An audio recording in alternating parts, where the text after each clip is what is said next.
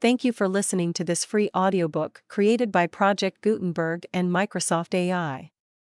To learn more about the project or give feedback on the quality of a recording, please visit aka.ms/audiobook. Oh, Susannah, by Ambient. Oh, Susannah. Act 1. Scene: the doctor's consulting room. Ground floor, 13 Marmalade Street, Pimlico. See scene plot. Aurora, the slavey, discovered laying out doctor's letters lovingly on his writing table. She kisses each one as she lays it down. All are in blue envelopes. Aurora, they're all for him, the dear doctor. Won't he be pleased when he comes back and finds all this little lot? He went off quite sudden 2 days ago. Gone to see a patient, I expect. None ever comes there, so he must go to them. Crosses L. Looks in mirror. Oh, why was I born so rudely healthy? On sofa, I would like to be his patient.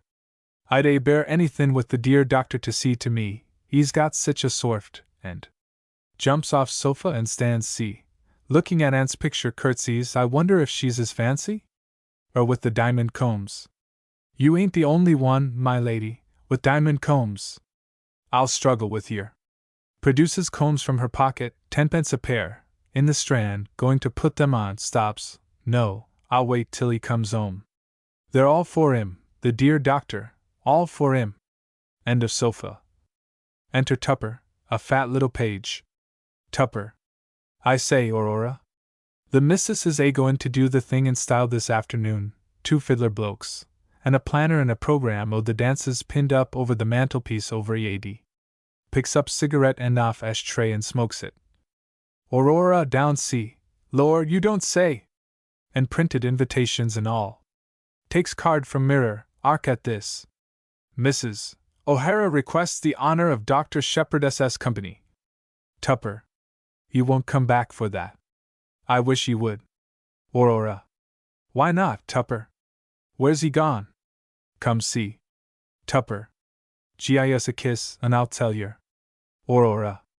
Moving away, a kiss. There's bloomin' cheek. I never did. Tupper. Coming to her, oh yes, you did. Only lars Friday, and it's Friday again, and what's more, it's Lady Day.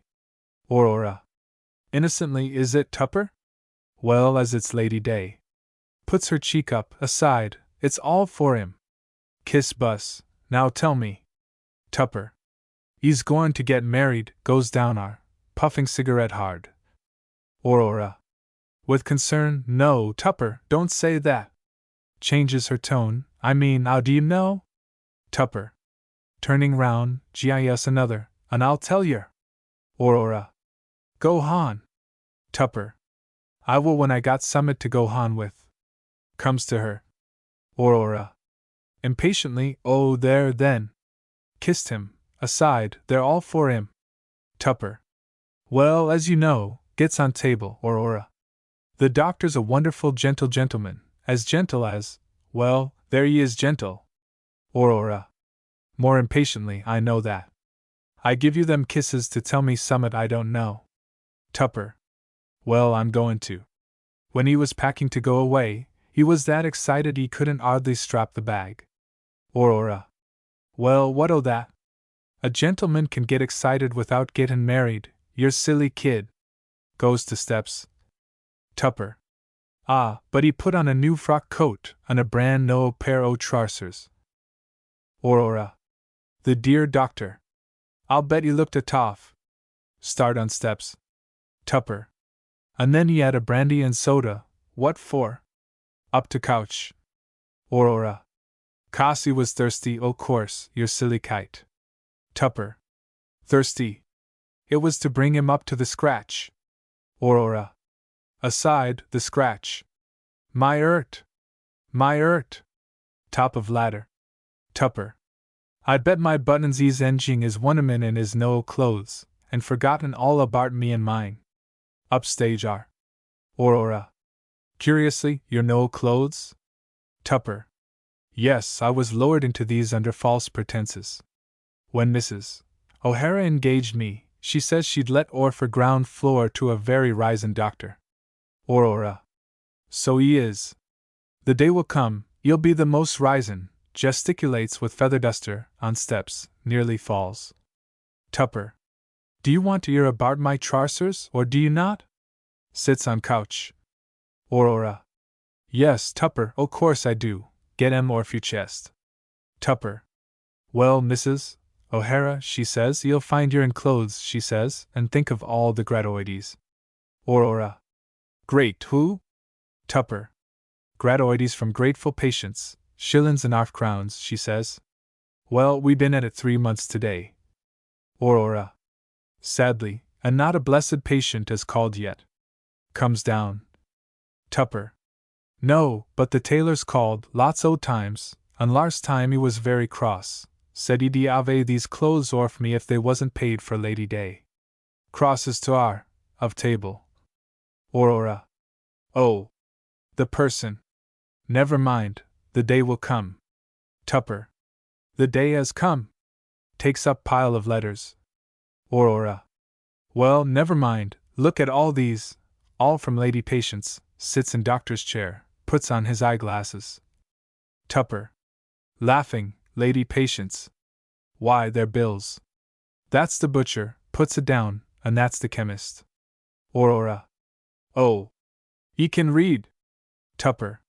Puts it down, I know 'em all. Reads. Cummerbund and Company, tailors. Oh lor! That's me. Drops the pack suddenly. I call it downright selfish of the doctor to go away and never think of me. Produces crumpled telegram from pocket. Oh, I forgot, this is for you.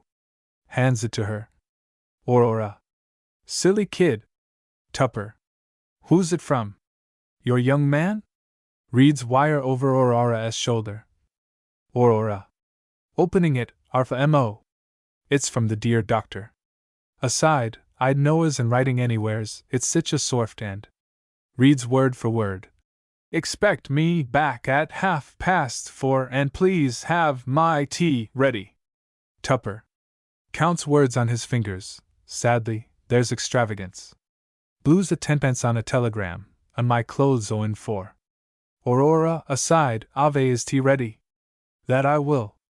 As if I wouldn't Ave it ready whenever he comes, bless him. Stuffs telegram in bosom, then fusses about room, putting things straight, starts scouring bureau. Tupper. Watching her, I believe you're in love with the dear doctor. Picks another fag end off ashtray and lies on couch smoking it. Aurora. Oh, go smoke. Little boys should be seen and not heard. Tupper. Well, anyhow, you're always tiddying up his things and neglecting the missus, and your only arf is, you know. Front door bell rings. Aurora. Snatches ladder quickly and goes to the door, saying to herself, arf is, indeed. No! It's all for him, all for him. Exit Aurora. L.U.E. Tupper. Laughs, that's sure to be for the missus. She has lots o' callers. She's a widder. If I was a woman, I'd be a widder. Jumps off couch, oh lor, if it's the tailor, crosses to fire, stands back to it, legs apart, I wouldn't mind so much, only I sold my old clothes to Ave a bit on a dead cert, what didn't come orf. Dead certs never do. I wish my clothes was a dead cert. Enter Aurora. Followed by Pearl. Then Ruby. Then Plant. In single file. Tupper works behind armchair and gets up stage and puts out cigarette. Aurora. Aside, our fussed. Fussily shaking sofa cushions, standing behind sofa. Take your seats, please. Motions girls to sit. Ruby sits of Pearl. Make yourselves quite at home, and don't be frightened. Girls turn round and stare at her. You'll treat yer kindly, he's got such a soft, and. Soothingly to Ruby, would yer like a cup o' tea, miss, to buck yer up? Ruby. No, thank you. Aurora. To Ruby, oh, the doctor always gives his ladies tea. Tupper, sitting on couch, bursts out laughing and shoves his handkerchief in his mouth. Pearl. No, thank you. Plant. Looking round, is the doctor out? Aurora. Bustling about dusting, yes, sir. Girls rise.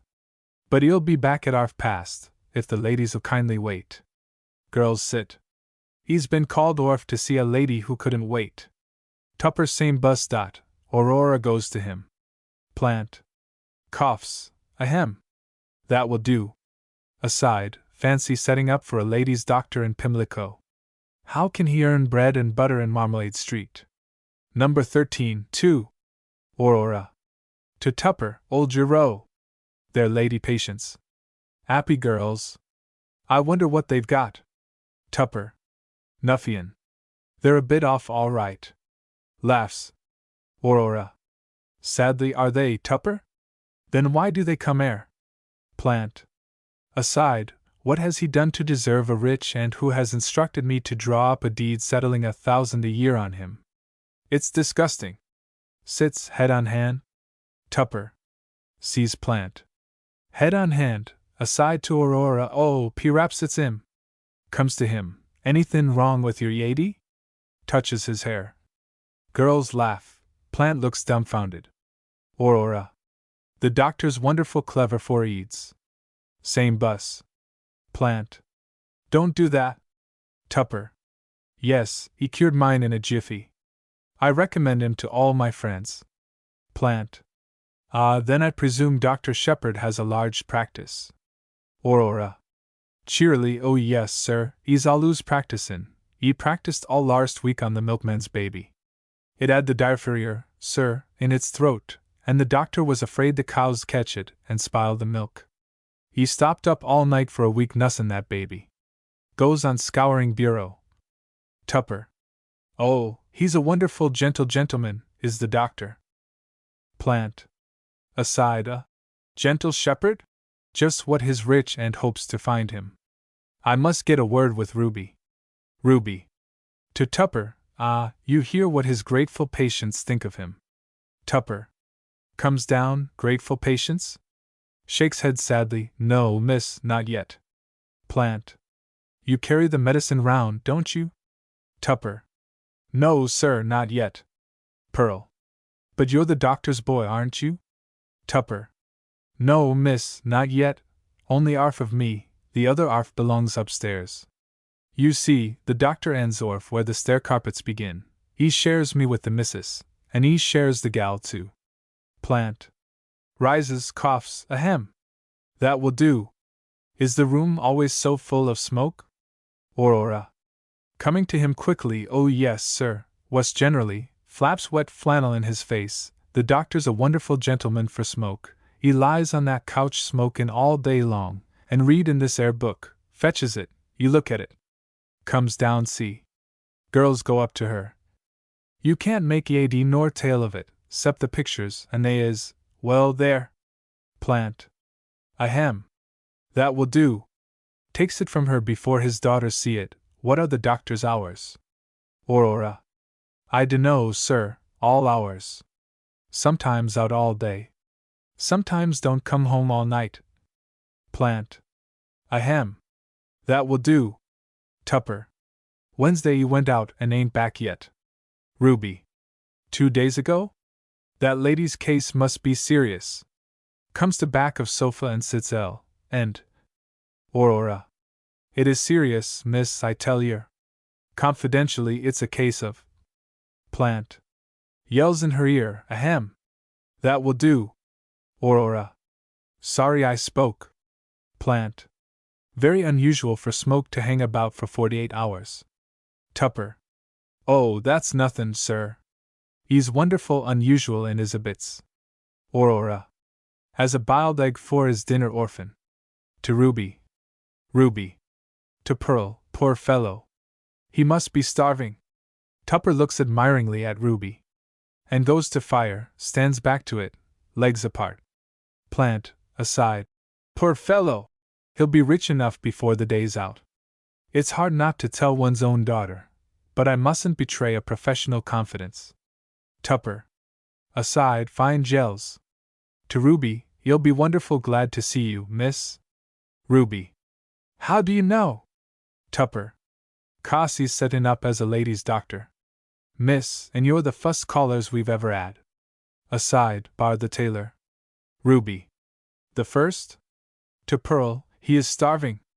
Aurora. Oh, you'll cure yer, whatever yer got. Crosses to plant, he's wonderful clever. EDC through you, sir, waistcoat and all.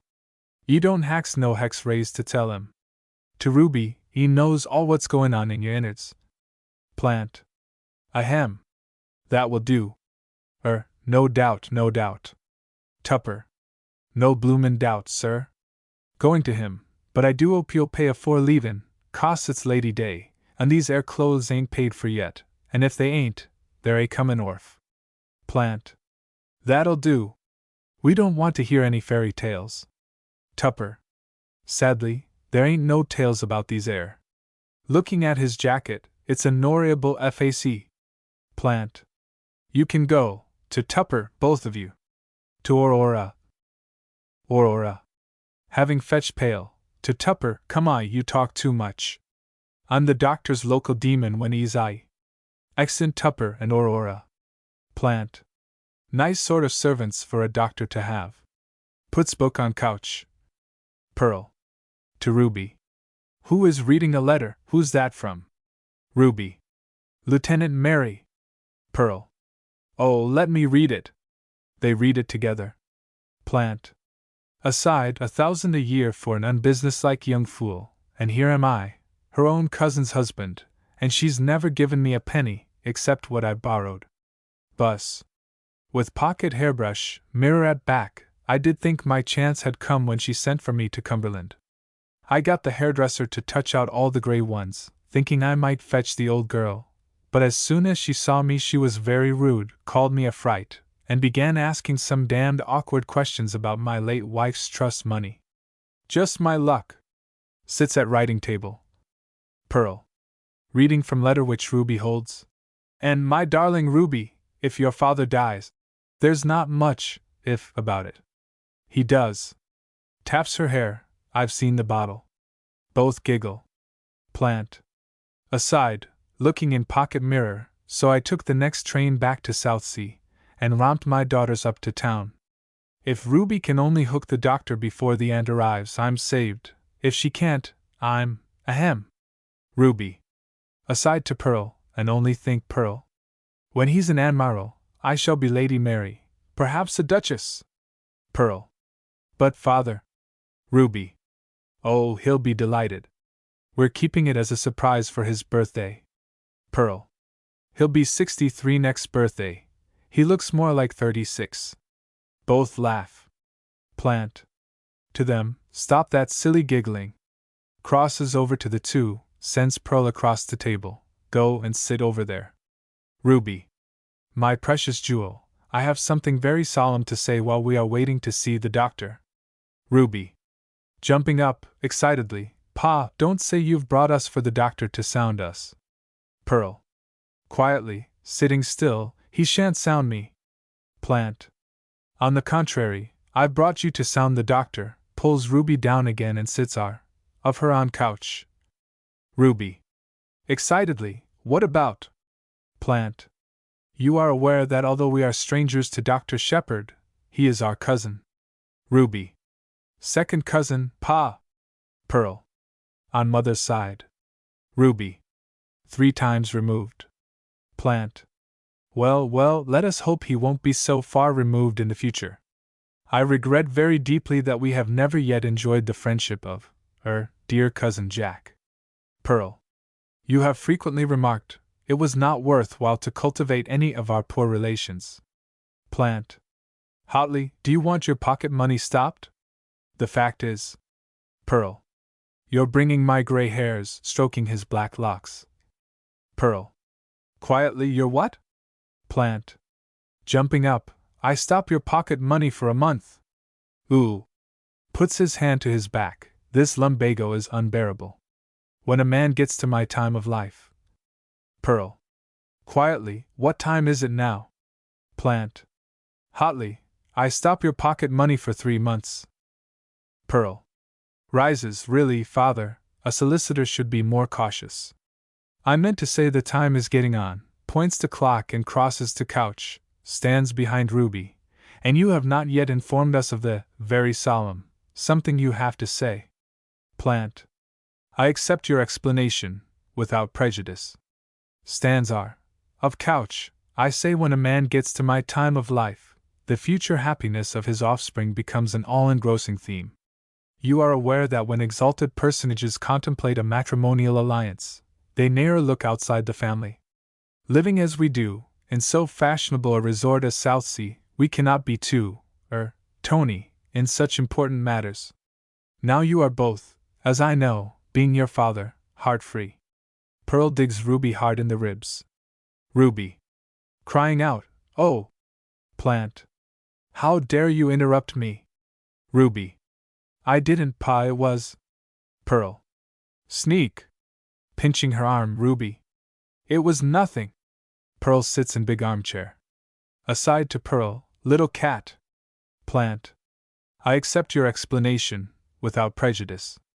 You have heard from that stupid Buttons what a noble character the doctor bears, and no man is a hero to his Buttons. The one thing the doctor wants is a wife." Pearl, "To look after his Buttons?" Plant, "Silence, miss. And you, my dear Ruby, my favorite, I mean my firstborn, have all the qualifications for a doctor's wife." Ruby, "A doctor's wife?" looks at Pearl. Plant, "It has always been the dream of my life to see you united in matrimony to dear Jack." Ruby, "Cheap Jack. He hasn't a penny." Plant, "Oh, hasn't he?" Aside, nearly let it out that time, to her, "I mean, should he be clever enough to win my Ruby? My Ruby mine, this afternoon, he will be rich beyond the dreams of avarice. Alas, I have no dowry to give you, save the blessing of your dear fond father," kisses her forehead, "but only obey me in this, and Lady Fortune will smile on us all, smile, smile." Ruby bursts into tears. "I can't smile, I won't." Turns to Pearl. Pearl comes to meet her, aside to her, "Of course you won't, I'll get you out of it." Plant, angrily, "Stop that silly crying. He'll be in soon, and you look a perfect fright with your eyes all red. You've never obeyed me in your life, either of you, but I've made up my mind this time, and damn, I'll make you obey me. I swear that dear cousin Jack shall be my son-in-law." Crosses C. Pearl, going quietly to him, standing between him and Ruby, "If such is your determination, I will sacrifice myself." Plant, contemptuously, "You." Ruby, rushing to Pearl, "You shan't." Pearl, "I will. What is it after all? Marriages aren't made in heaven nowadays." Ruby, No, Pearl. You're too good. I'd rather marry him myself." Pearl, "You can't, you know you can't, you're engaged." Ruby, "Sneak!" pinches her arm. Pearl howls. Plant shouts, "Stop quarreling. Such rivalry between sisters is most unseemly. What do I dress you alike for?" Pearl, "To save expense." Plant, "No, miss, to save jealousy, and I'll have no jealousy about this. Settle it amicably between you." Aside, crosses to R. "Good idea. They'll go it faster without me. I'll leave them alone with him." Aloud, dear, I've forgotten something I particularly want to show Jack. I'll step over to our apartments." Ruby, "Pa, you can't leave us alone in a bachelor's room." Plant, "Hang it, you're cousins, and you're 2-to-1. Now, remember, one of you two must marry Jack. That's my last word, and you know my word, like my profession, is law." Exit Plant. Pearl, "We've got a nice thing in Father's," looking out of window, "he's brought us up to London to put us on the market." Ruby, "Yes, and by a cheap excursion." Goes L. Pearl, "Now we know why we've come to encamp just across the street. It's to lay siege to a penniless cousin." Picks up quail on mussels. Off couch, takes it to table. Ruby, at small table upstage L. Opens case, shrieks, "ACH! Knives!"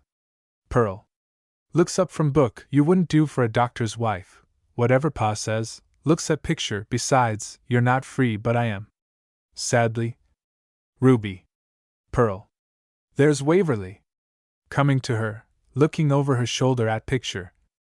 Pearl, Yes, there's Waverley, but turns to next picture, most disappointing.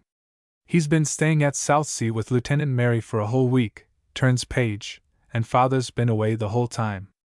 Turns page, and I've given him every possible encouragement. Looks at picture, at least, of course I didn't go so far as you did with Lieutenant Mary. You were simply, turns page. Ruby. Looking at picture, shocking. Shuts book and puts it back on couch. Pearl. Yes, you were. Laughs. Ruby. How dare you? I never gave Andrew the slightest encouragement, sits on sofa. Pearl. My dear Ruby. I judge by results. He proposed to you the second day. Comes and sits by her on sofa. Ruby. What about you? You let Waverley kiss you. Pearl. Only once, just there, touches her cheek, and that was after a dance, which doesn't count. No, I've gone as far with Mr. Vane as any girl, who isn't a born flirt, pointedly looking at Ruby, can go, and he's said nothing, yet so I'm going to get father to invite Dr. Shepherd down to Southsea, and I'll flirt desperately with him. Ruby crosses C. You see, I shall be obeying father, I shall get you out of your difficulty, and it will force Waverley to say something definite, sits on the word. Ruby. Oh, Pearl. What a clever idea! Thinks Andrew hasn't been quite so attentive since I accepted him. And, as you say, dear papa must be obeyed, so I'll flirt with Dr. Shepherd too, before Andrew. It'll do him a world of good. Pearl. Dr. Shepherd. Ruby. No, Andrew, of course. Oh, Pearl. I wonder how they're getting on without us. Do they ever talk about us, do you think? Pearl. Of course they do. Everybody talks about us, in Southsea. Andrew. Heard off, not in? Perhaps he's got a patient. Laughs. Ruby. It's Andrew. How do I look? Jumps up and looks in mirror. Pearl tries to pull her away from it. Enter Andrew. Followed by Waverley. Waverley. Looking at girls' backs and nudges Andrew. Perhaps he's got two patients. Andrew. Oh, Susannah. Takes double stethoscope off table. Aside to Waverley. Let's have a lark. I'll pretend to be the doctor. Waver. No, no, never joke about business, scuffles to get stethoscope. Ruby looks round. Andrew. Ruby! Goes to her with outstretched arms. Pearl looks round. Waver. Aside, Pearl. Oh, lor! Goes down our, Pearl. Coyly, Mr. Vane. What attraction has brought you all the way from Southsea? Follows him. Waverley looks confused. Andrew. To Ruby, what's brought you? We called at Clarence Parade this morning and found that you'd flown up to London by the excurse, the early train, so we thought what a lark it'd be to run up on the chance of meeting you. Waver. We didn't expect to find you at the doctor's. Andrew. No. To Ruby. Anxiously, are you ill? Ruby. Laughing, no. Waver to Pearl. Wearily, don't say it's you. Pearl. I'm never ill. What's the matter with you? Waver. I've only come with Andrew, tries to cross to Andrew. Pearl pulls him back. Ruby. Screams, oh Andrew. Then it's you. What's the matter with you? Andrew. Laughing, nothing. Sound me if you like. Offers stethoscope. Ruby. But why have you come to see a doctor? Andrew. Laughs, I haven't. I've brought Vane to introduce him to my old schoolfellow, dear old, serious, studious, short-sighted, absent-minded Jack Shepherd. Ruby and Pearl. Together, you know Jack? Waver and Andrew. Surprised, Jack? Ruby. Cousin Jack. Didn't you know? Andrew. No, you never told us you had any cousins. What a lark! Jack's my greatest friend, because we're such opposites, I suppose. I call him dull boy, because all work and no play makes Jack. See? Rather smart for me, and he calls me Merry Andrew, Andrew Merry, Merry Andrew, see? Oh, that was jolly smart for Jack. Only joke he ever made. Ruby sits on couch, Andrew behind couch. Waver. Why have you never mentioned his name? Ruby. We haven't seen him since he was a little boy in kilts. Pearl. We saw lots of him then, we were both of us awfully in love with him. Ruby. And we're longing to see him again. Pointedly. Andrew. Laughing, oh, are you? Well, I shan't be jealous of serious old Jack. Ruby. Aside, oh, won't you? Ruby and Pearl exchange looks, smiling. Waver. Where is he? Ruby. Quickly, he won't be back till past. Coyly, how shall we kill time? Andrew. I know, come and shoot tin dicky birds at the aquarium. I must have exercise. Ruby. Oh, what fun! Come along. Exit Ruby and Andrew. Waver. Breaking away, aside, I shall never have the pluck to break it to her that I've got engaged to another girl. Pearl. Looking at door, then at Waverley, drops tear eyes, well. Waver. Stands facing audience, back to writing table, to her, Miss Plant. There's something I want to say to you, something, I don't know how to say it. Pearl. Coquettishly, then don't say it. Write me a little note, taps his arm, goes to table, holds up notepaper and pen. Waver. Thanks awfully. Sits and writes. Pearl walks away. Pauses, aside, alarmed, does she mean business? She's not a lawyer's child for nothing. She might make a breach of promise out of this, tears up letter and pockets to pieces. I'd better blurt it out. Goes to her, I say, it's not that. Pearl. Not what? Waver. I mean, absently takes from his pocket a kodak made like a large turnip watch, and fumbling nervously with it. I mean I've been and got. Pearl. A watch? Waver. No. Aside, but it'll gain time, thank goodness. Pearl. What is it? Do tell me. Waver. A detective camera that defies detection. Pearl.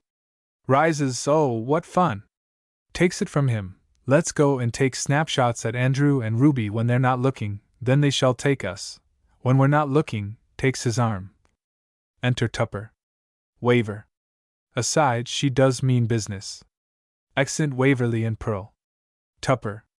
Looking after them, I don't like the look of those two gents. Takes cigarette end off ashtray, lights it, they've gone and eloped with the first two customers we've had. Lies on operating couch, oh well, I don't interfere with other people's business. I got enough to do to look after my own.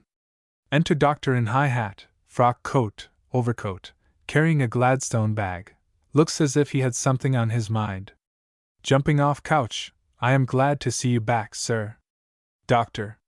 Thank you, Tupper, a kind boy, unpack these, handsome bag. Tupper. Finds bag very heavy, drops it down by bureau, opens bottom drawer, looks in, aside, empty, must have a pawn the lot to buy the Noah ones, takes out pile of books and papers and one collar. I wonder if he's spliced, he looks unhappy enough. I'll arsk him. Chucks books, Mrs. collar, etc., into drawer, anyhow, crosses on tiptoe to doctor, have your broader with ye, sir? Doctor. Swinging round on revolving chair facing Tupper, who has back to bureau alarmed, don't talk, I'm busy. Opening his letters, aside, can that boy have guessed? No, how could he? Picks up Cummerbund's letter. Tupper. Aside, he's got the letter. Closes drawer. Doctor. Throwing down letters savagely, bills, nothing but bills. Walks up and down shying things about. Tupper. Aside, stealing out on tiptoe, it's my last day out o' bed, I know it is. Exit Tupper. Doctor. Takes card out of mirror. Sir Peter and Lady Quayle request the pleasure. That's what did it, that dinner of Quayle's. Sir Peter told me over dessert that for the first 6 months after he started in practice, he was starving. Then he met a young governess who was starving too, and with what their friends called sublime imprudence, they got married. And he never looked behind him after. Then he said if I meant to get on as a gynecologist, I must get married. Your wife will prove a mascot like mine did, he said, and patients will flow in, simply flow in. Well, I believe in quail. That was Tuesday night. On Wednesday I ran down to Lowe's loft, proposed to Flo on Thursday. We were secretly married this morning at the registry office. She's gone back to her people, and I've come back to town. And what do I find? Nothing but bills, and I can't pay one of them. After settling for the special license, my fare back to town, and that telegram to Aurora. Feels in pocket, produces coppers. I've got 7 pence halfpenny in the wide world and a wife. It's all Quayle's fault. Damn Quayle. I'll never believe in him again. I don't even know where my next meal is coming from. Walks up and down. Enter Aurora with the tea, goes to small tea table. Aurora. Here's your tea, sir. I was glad to get your telegram. Mrs. O'Hara was getting quite anxious about you. Doctor. Aside, about her rent, more likely. Aurora. She wondered where you'd got to, but I knew, sir. How is the poor lady? Do you think she'll get over it, doctor? Doctor. Don't talk, my good girl, I'm busy, cuts bread. Aurora, getting behind couch, aside. Is good girl. That I am, it's all for him. I know he's starving. He goes for that stale quartern like the poor prodigal gentleman with the husks, but I've got a treat for him, that there card put it in my EAD. Points to Quayle's card and mirror. I've bought him a beautiful bird, that'll give him a relish. To doctor, couldn't you fancy something light with your tea, sir? Back of couch. Doctor. Yes, I think I could. I'll finish that tin of potted pig I left. Rises, gets CC. Aurora. Aside, my stars. And Tupper ate it. Doctor. Opens drawer of bureau. Hello. It's gone. Aurora. To him, gee, gone bad, sir. Doctor. Suspiciously gone bad? Aurora. Yes, sir, and I've FR. Doctor. Fried it? Aurora. No, sir, throwed it away. Doctor. All of it? Goes to medicine chest. Aurora. Yes, sir, all of it. One step back, nods hard. Doctor. Aside, she's eaten it.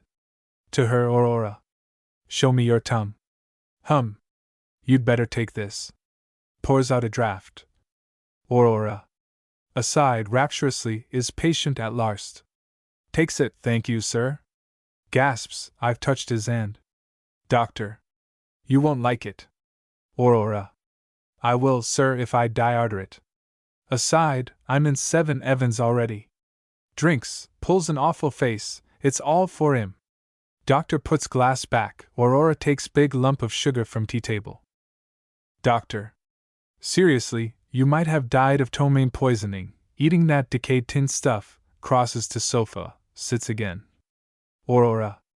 Oh, sir, I never touched a morsel. Big lump in her cheek. Doctor. Surprised you didn't eat it? Aurora. Not me, sir. I ain't no thief. Takes another lump. Doctor. Smiles, well, never mind. That won't hurt you. Aurora. Please, sir, looking at him fondly, hesitatingly, Mrs. O'Hara, she asked me to say, as it's Lady Day, would you allow her? Doctor. I know, something on account. Aurora. Oh, no, sir, would you allow her to send up a beautiful bird for your tea? Doctor. No, thanks, I've just dined, eats ravenously. Aurora. Aside, Lord forgive him. Watches him eating. Doctor. Aside, Mrs. O'Hara has tried that dodge before, but I'm not taking any. Aurora. I'm sure you'd like it, sir, it's a quail on toast. Doctor. Aside, jumping up, quail on toast, damn it. Do you want to drive me mad? Shouts to her, no. Go. Sits and pours out another cup. Aurora. Aside, no go. You don't love me, or he wouldn't say that? Bell rings. Oh, that bell. Comes back and quickly removes the things. Doctor. Still holding teapot in left hand, what are you doing now? Aurora. Clearing away, sir, in case it's for you. Exit Aurora with tea tray. Doctor. What's she done that for? I wish Flo was here to look after me. It was hard to leave her at Lowestoft, takes photo from pocket, Stands it up before him on table, dear little Flo. The one girl I've loved all my life. Arm outstretched, teapot in L. Hand, to think that you're my wife at last.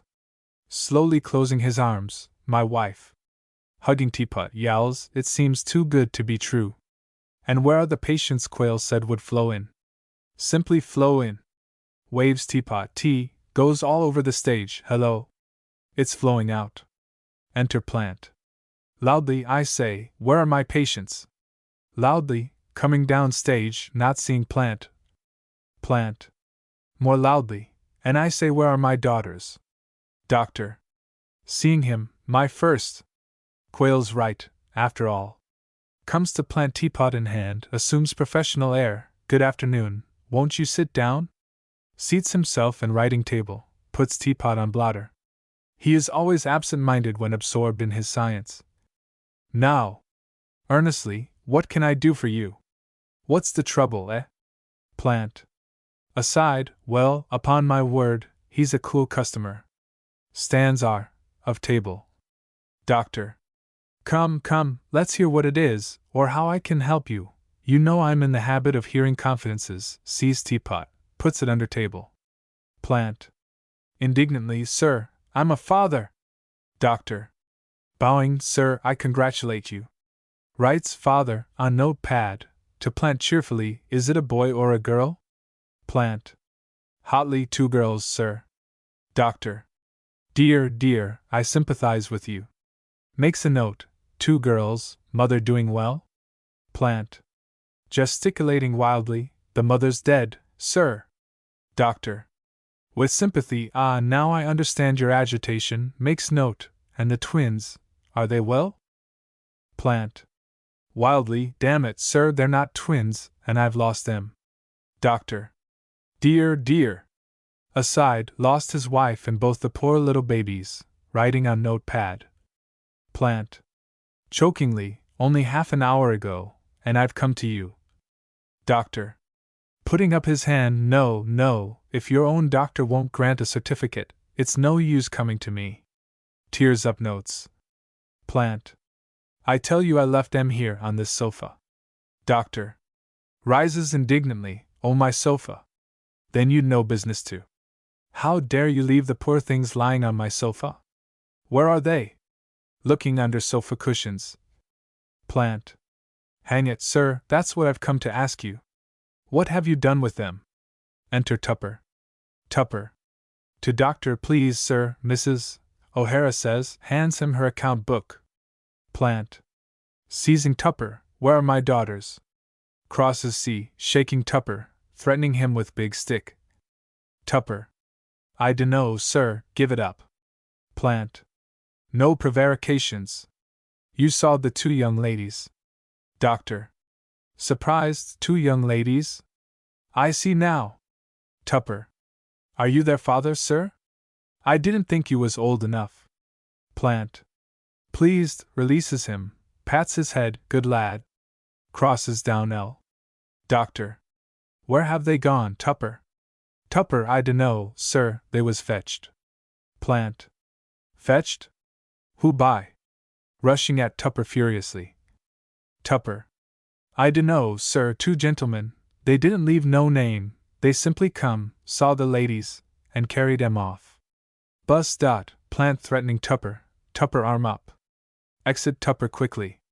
Doctor. Aside, just my luck, lost 2 cases. Plant. A plot, sir, a vile plot. Whoever the scoundrels are, they shall pay heavily for this wounded heart. Doctor. Seriously, heart? Cardiac? Hand on Plant's heart, listens. Plant. Half crying, on doctor's arm, my precious jewels. 2 dear girls, doctor. Who have never caused me a moment's uneasiness all their blessed lives. Doctor. Apparently not. Hadn't you better go and look for them? Plant. Excitedly walks up and down, you are not a father. Doctor. Aside, looking through microscope, hope not, only married this morning. Plant. Or you couldn't stand there unmoved. I am struck down in the flower of my days. This is a stroke, sir, a fatal stroke. ACH. Cries out with pain, puts hands to his back. Doctor. That's not a stroke, that's lumbago. Plant. Hotly, hang it, sir, I speak in parables, I'm not a patient. Doctor. Not a patient? Then what do you come here for? Parables are no good to me. I've got my living to earn. Rings bell, good afternoon. Enter Aurora. Aurora. Here's a letter for you, sir. Doctor. Taking it, thanks, and show this gentleman out. Aurora. Very good, sir, we are busy today, sir. To Plant, this way out. At door. Plant. To Doctor, you little know whom you are insulting. Some day, sir, your eyes will be opened, and you will discover that the country cousin. Aurora listens and mimics him. Whom you spurned from your door was none other than a fairy prince, who will this very day lift you from the slough of groveling poverty to the realms of affluence and prosperity. Good day, sir. Aurora crosses and exits behind Plant. Doctor. Alone. This very day, affluence and prosperity. Fairy prince, oh, he's off his dot. Looks at postmark. Ambleside. Why, it's from, rises and crosses L. Aunt Susannah. My dear nephew, I have heard glowing accounts of your success. My success. I long to see my brilliant nephew. I'm coming up to London tomorrow. Tomorrow, looks at calendar, that's Saturday, good job it's not today. Mrs. O'Hara's got an Irish party on upstairs and Aunt Susie's so awfully quiet she can't stand the slightest noise, reads. It is my constant joy to know that you are devoting your days, and I dare say many of your nights, to the noble work of alleviating human suffering. Looks at her picture, reads. I mean to do all that my money can do to help you to pursue your glorious profession with everything in your favor. It's too good to be true. Rises, no, it isn't Quill's right again. Flo has brought me luck, and on our wedding day. Pause, the very day. That's what that silly old man with the dyed hair meant. By Jove! He is a fairy prince. Oh, Flo, what a honeymoon we'll have. Dances all over the room with delight, seizing a sofa cushion to dance with. Enter Aurora. Followed by Ruby, Pearl, Waverly and Andrew in single file. Aurora. The doctor'll see you directly. Take your seats, please. Ruby and Pearl sit on couch, Ruby L. of Pearl. Andrew and Waverly are, C. laughing. Tableau. Doctor. Stops dancing suddenly. Aside, Quill's right again. They're flowing in, simply flowing in. Sits at table, to Waverly down are, good afternoon. Won't you sit down? Waverly sits O.P. corner. Now what can I do for you? What's the trouble, eh? Andrew. Behind Doctor. Slaps him on back, laughing, what do you take us for, dull boy? Doctor. Turning round, why, it's Mary Andrew. Andrew. Of course it is. How are you? This is Mr. Vane, old friend of mine. Waver. Other side of Doctor, how are you? Shakes hands. Doctor. Between them, not a patient? To Andrew, who are the ladies? Waver. Don't you know your own cousins? Doctor. Mystified, cousins, what cousins? Ruby. Coming down L. of him. Andrew gives way, second cousins. Pearl. Coming down R. of him. Waver gives way, on mother's side. Doctor. I know, you're the Plant S from Southsea? But how could I recognize you? I haven't seen you for so long. Pearl. Making eyes at Doctor, we hope to see you every day now, we're in town for a week. Doctor. Aside, what does she make eyes at me like that for? Ruby. Yes, just across the road, dear Jack. Doctor. Aside. Dear Jack? This is very sudden. To them, have some tea? Rings bell on table. Pearl. Oh, thank you. I love tea. Girls go to sofa, boys follow. Enter Aurora. Doctor. Some more tea, please, Aurora, hot, strong, and quick. Aurora. Yes, sir, hot, strong, and quick, dives under knee-hole of table. Doctor. What are you doing there? Aurora. Coming through, getting out the teapot, sir. Tableau. Exit Aurora. Doctor. Back of sofa, to Ruby. And have you come up from Portsmouth with Mary Andrew? Ruby. Confused. No, of course not, my dear Jack. Doctor. But aren't you, eh? Andrew. Laughs. You've guessed it in once, dull boy. But it's a secret. Doctor. Pleased, I'm never wrong in a diagnosis. Shakes hands with Andrew. I congratulate you. Looks at Pearl, and you and Mr. Vane are shaking hands with Waverley. I congratulate you. Pearl shakes her head. I beg your pardon. Waver. Don't mention it. Andrew. You were having a jolly good caper when we came in. What's up? Doctor. She's coming. Waves hand vaguely towards picture and sits on sofa between girls. Enter Aurora with tea. Andrew. Laughing. Oh, you've got a she. Have you?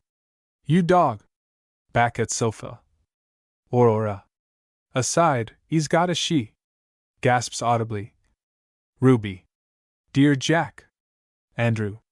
To her, here, not so much of your dear Jack. Ruby. Don't be absurd, Andrew. He's my cousin. Andrew goes see. I congratulate you with all my heart, dear Jack. Kisses him. Aurora gasps again, louder. Pearl. And I congratulate you too. Kisses him. Aurora gasps a third time, loudest, and puts tray on tea table, upsetting milk jug onto tray. Takes everything off tray quickly, pours spilled milk back into jug, wipes tray and mops milk off floor with apron, goes to fire and wrings out apron in fireplace. Doctor. Rises, goes up. You've got something on your chest, Aurora. Aurora. Yes, sir. Takes out loaf of bread and puts it on the table. Doctor. I must give you a tonic. Aurora. With fervor. Oh, do, sir. Goes see. Aside, is patient again. I wonder what color it'll he this time. To doctor as he hands her the draught. Will this mix with that there, sir? Pointing at it. Doctor. Snatching it back. No, I'm hanged if it will. One, puts it down. Aurora, aside, I was a little silly to speak. I did want to touch his'n again. He's got such a soft end. Exit Aurora. Sadly. Ruby. And what is your lady love like? Doctor. Pointing to Aunt's picture that. Pearl. Oh, isn't she pretty? Looks at Ruby grimacing. Who is she? Doctor. My maiden Aunt Susannah. Andrew. Oh, Susannah. Now you're having a lark with us. Doctor. No, I'm not. I leave larking to you. She's coming tomorrow. Waver. Tomorrow? We've got a box at the Hippodrome. You must come and bring your aunt. Andrew. Yes, we'll trot her round. Doctor handing cigarettes to Andrew, who hands them to Waverley, and Waverley to girls. Doctor. No, no, she's not a trotter. She lives at Ambleside, and she's awfully quiet. Pearl takes a cigarette from Waverley, strikes match on her shoe, lights it. She'd think a visit to the ballad concerts was reckless dissipation, and if she saw a girl riding a bicycle or smoking a cigarette she'd say, sees Ruby and Pearl, stops confused, I don't know what she'd say. Andrew. Roars and slaps him on the back, just the same serious old Jack. You must come out with Vane and me tonight. Doctor rides when Andrew slaps him. Waver. Yes, we'll paint London red for you. It's the season for spring cleaning. Doctor. With pleasure, but mind you, no larks after tonight. I know what a fellow you are for practical jokes, but if you played any joke on Auntie, I'd never forgive you. She's one of the best, and I want her to enjoy her visit in her own quiet way. Looks through microscope. Andrew. So she shall, old fellow. We'll take her to the zoo to see the lions fed. Pearl. That will be quiet. I'll laugh. Doctor.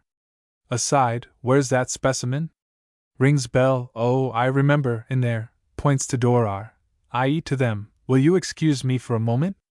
Exit R, U, E. Andrew crosses to sofa. Pearl pulls Waverley onto sofa. The quartet sit around tea table, talking and laughing. Enter Aurora. Aurora. Aside, where's the dear doctor? What have they done with him? Andrew. Who has his arm round Ruby? Aside to Waverly, lend me your detective camera? Aurora. Aside, detective? I'm in this, it's all for him. Hides behind operating couch. Waver. Here, no larks, Mary Andrew. What do you want it for? Nervously indicating that Pearl's taken his arm and put it round her waist. Andrew. With smothered laughter, I'll show you. Takes it from him. Waverly nervous tries to get his arm away. Andrew takes snapshot at Aunt's picture, Aurora watching, her eyes just above couch. All over. Aurora bobs down. Ruby. What's the joke? Andrew. I'm going to that wigmaker fellow to get him to make me up just like this snapshot of that picture. He'll do it in half an hour, dress and all. I'll come back before you're gone, and Jack'll think I'm his. She. Aurora. Aside, will he? Not if I can help it. Bobs down. Andrew. And you'll all be larking and smoking and kicking up no end of a row, and poor old Jack's serious face'll be a study. Aurora. Aside, will he? I'll learn you to make fun of the dear doctor. See if I don't. Creeps to door. Exit Aurora. Unobserved. Re-enter doctor. Waverly withdraws his arm suddenly. Pearl puts it back. Pearl. To Dr. Jack? Doctor doesn't hear, absorbed in microscope. Jack, dear, has anyone been here while we were away? Toying with Waverly's hand. Doctor. Still looking through microscope, only a billy old lunatic with dyed hair and a touch of lumbago. Ruby and Pearl. Jumping up suddenly, Father! Andrew sits on couch with Waverly. Doctor. Aside, oh lor! Aloud, I'm awfully sorry, I didn't know he was your father, he said he was a fairy prince. Pearl. How like him? Laughs. Ruby. Where's he gone? Doctor. To look for someone, I think it was you. Points to Waverly and Andrew. Pearl. Had he his big walking stick? Seriously. Doctor. Nods, he had. He practiced with it on Tupper. Andrew and Wave. Together rising, I think we had better be going now. Ruby. To Andrew, yes, do, you don't know Papa when he's roused. Waverly looks around nervously and goes up. Andrew. Oh, I'm not afraid, but I've an appointment. Winking and smiling. Ruby. Smiling, with a lady? Pointing at picture. Andrew. Smiling, yes. Waver. I'll come with you, I'd like to see her. Andrew. Right. Shan't be long, Jack, and when we come back we're going to take you out to have one jolly good caper for the last, slaps him hard on back. Doctor. Absently, the last before Auntie comes. Andrew. Laughing and nudging Waver. As you say, before Auntie comes. Exit Andrew and Waverly. Pearl. To Ruby, he's looking at us. Suppose he's fallen in love with us. Ruby. He mustn't for worlds, Father would accept him at once. Pearl. To Ruby, we must be very distant cousins now. Girls sit on sofa. Doctor. Aside, I'm no match for the two of them. Sits on couch between girls, cheerily, now make yourselves quite at home, let me give you some more tea? To Ruby. Ruby. Freezingly, no, thank you. Moves to armchair. Pearl goes to window and looks out. Doctor. See. Aside, very sudden change. What have I done? Pearl. Looking out of window, Father's back. Bell rings. Ruby and Pearl rush back and sit one on each side of Doctor. Cuddling close to him, each holding one of his hands. Doctor. To them, Father's back? Oh yes, I know, lumbago. I'll cure it. Enter Plant. Plant. Ah, here you are, my precious jewels. Doctor rises, girls rise with him, still holding his hands. Sir, accept a father's thanks. Holds out his hand, which Doctor cannot take, bus. Then girls release him, shaking Doctor's hand. Forgive my harshness this afternoon, A father's feelings, you know. Doctor. On the contrary, you ought to forgive me. I know now how much I owe you, my fairy prince. Girls laugh and sit on sofa. Plant. Quickly, hush! Not before the girls. Goes to them, stands back of sofa, my precious jewels. How thankful I am to find you safe and well. Aside, I'll give it you when I get you home. I know all. To Doctor, two dear girls, Doctor, who have never given me a moment's uneasiness all their blameless lives. Aside to Ruby, have you settled? Which is it to be? Ruby. Aside to him, me? Pearl. Aside to him, and me too. Plant. Savagely to Pearl, I shall lock you up in our room, miss, for the rest of the day. Ruby. Ruefully, oh, Papa, how unkind. Plant. Aside to Ruby, and you too. Aside, I can get on better without you. To Doctor. Stroking their hair, ah, Doctor. The man who would dare to rob me of my precious jewels, Ruby and Pearl, will have much to answer for. Doctor. Don't distress yourself, no man would be so heartless, looking through microscope. Plant. Ahem. Not such a fool as he looks. These girls are no match for him.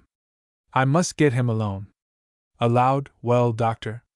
We mustn't waste your precious time. I see you're busy. Doctor. No, no, not on a Friday, tomorrow's my day. Nearly dances, checks himself, aside, to Plant. Besides, I'm expecting an old school fellow directly. He's a lieutenant in the Navy, and my greatest friend. Consternation of Ruby and Pearl. You must stop. Plant. My dear Jack, we should be charmed to meet any friend of yours, but really during our short stay in town we have so many engagements. To Ruby, say goodbye and kiss him. Ruby. I have kissed him once. Rises. Plant. Good. Do it again for luck. Pearl crosses towards Doctor. Not you. Stops her. Pearl. To Plant, I wasn't going to. Plant. I wouldn't trust you. Pearl. Goodbye, Doctor. I wish you every success. Shakes hands and goes upstage. Ruby. Goodbye. Pause, dear Jack. Pause, I, going to kiss him, catches her father's eye, aside to Plant, I can't when you're looking. Plant. Aside to her, idiot. Aloud, come, my precious jewels. Puts his arms round them, swing bus. The sunshine of my widowed home, Jack, a humble place, but when you come to visit us at Southsea, you will echo the words of the immortal bard, and join with us in singing, sings. Ours is a happy little home. Exit Plant. Ruby and Pearl. All quarreling loudly. Doctor. Alone, what a strange man.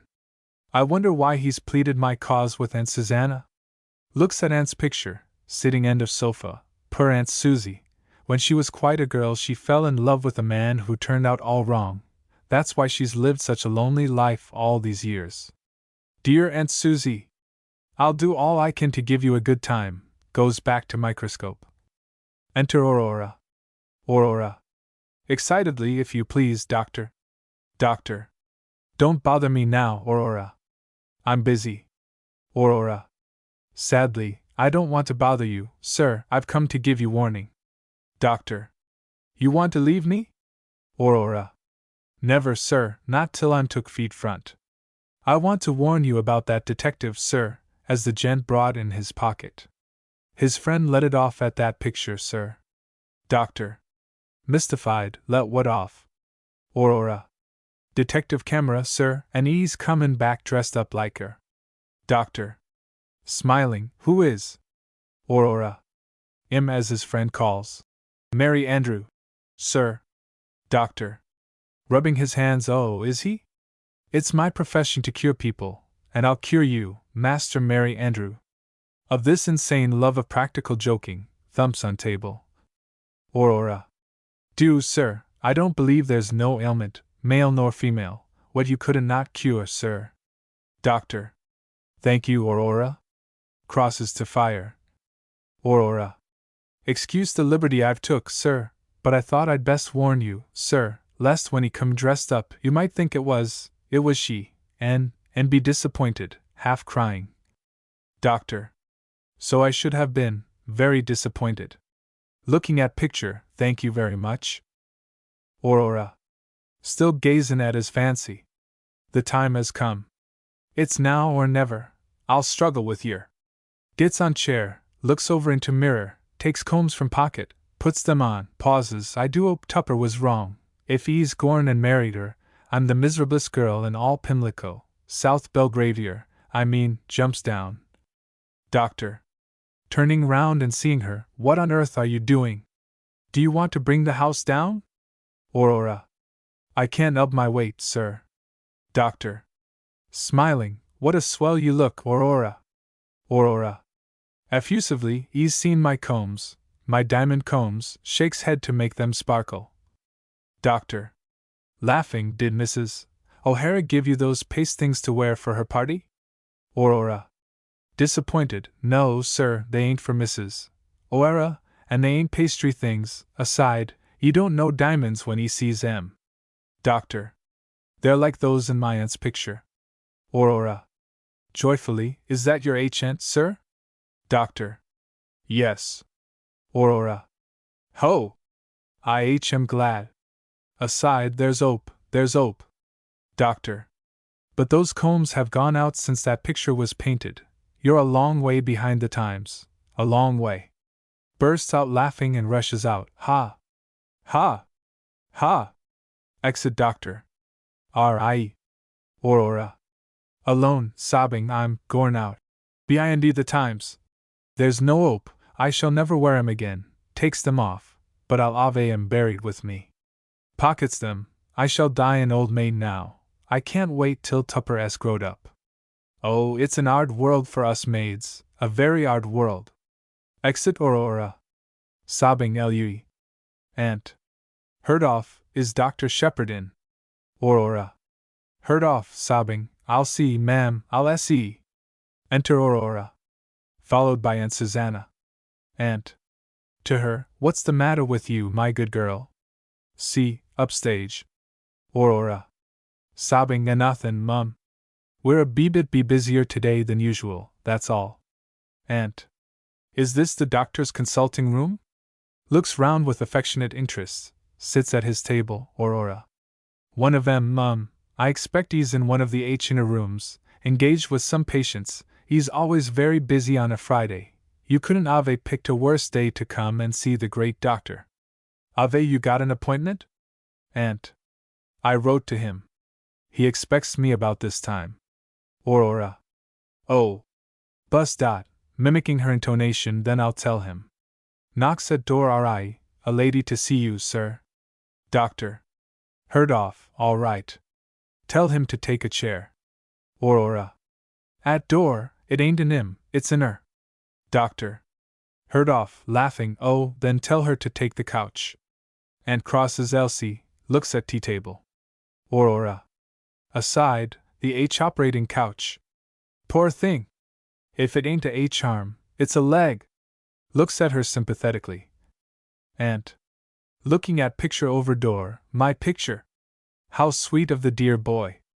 Oh, Jack, what a happy time we shall have together. Aurora. Coaxingly, if you please, mum, the doctor says as you're to take the couch, and he'll take your case next, mum. Puts her arm round her waist and walks her up to couch. Tableau. Aunt. Smiling, my case. Sits on sofa, Aurora. Yes, buck up, mum. Slaps her on back. Aunt. Amused, aside, am I very pale, I wonder? If I am, it's with the joy of looking forward to clasping my dear brother's child in my arms. Aurora. Kindly, it'll soon be over. He'll be very gentle with yer, he's got sich a soft, and puts her legs up. Enter Doctor. Doctor. Sotto voce, damn good, get up. Loudly, damn good. Aurora. Shocked, oh, Doctor. Doctor. To Aurora, don't you see? It's the picture, my Aunt Susie. Points to picture, then to her. Aurora.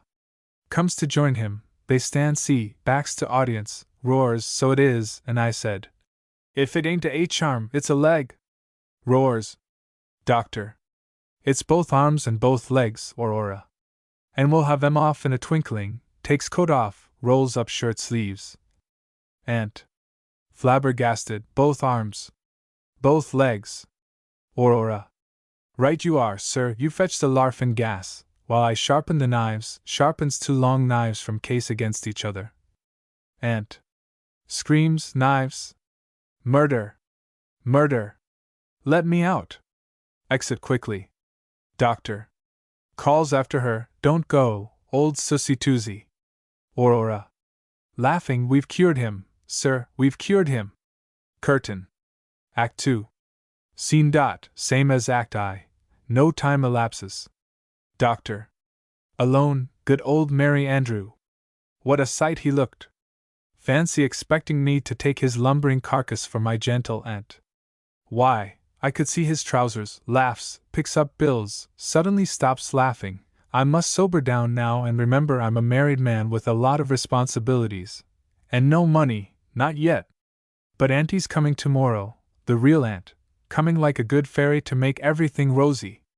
Looks at photo, Flo, dear little Flo. Belle. Not hearing Belle, engrossed in photo. I'm longing to tell you the good news.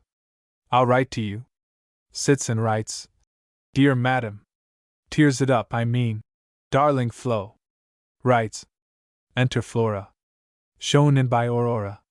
She carries a bag in each hand, and parcels under each arm. Aurora. This way, miss. The doctor's very busy, but. Doctor. Not hearing, writes.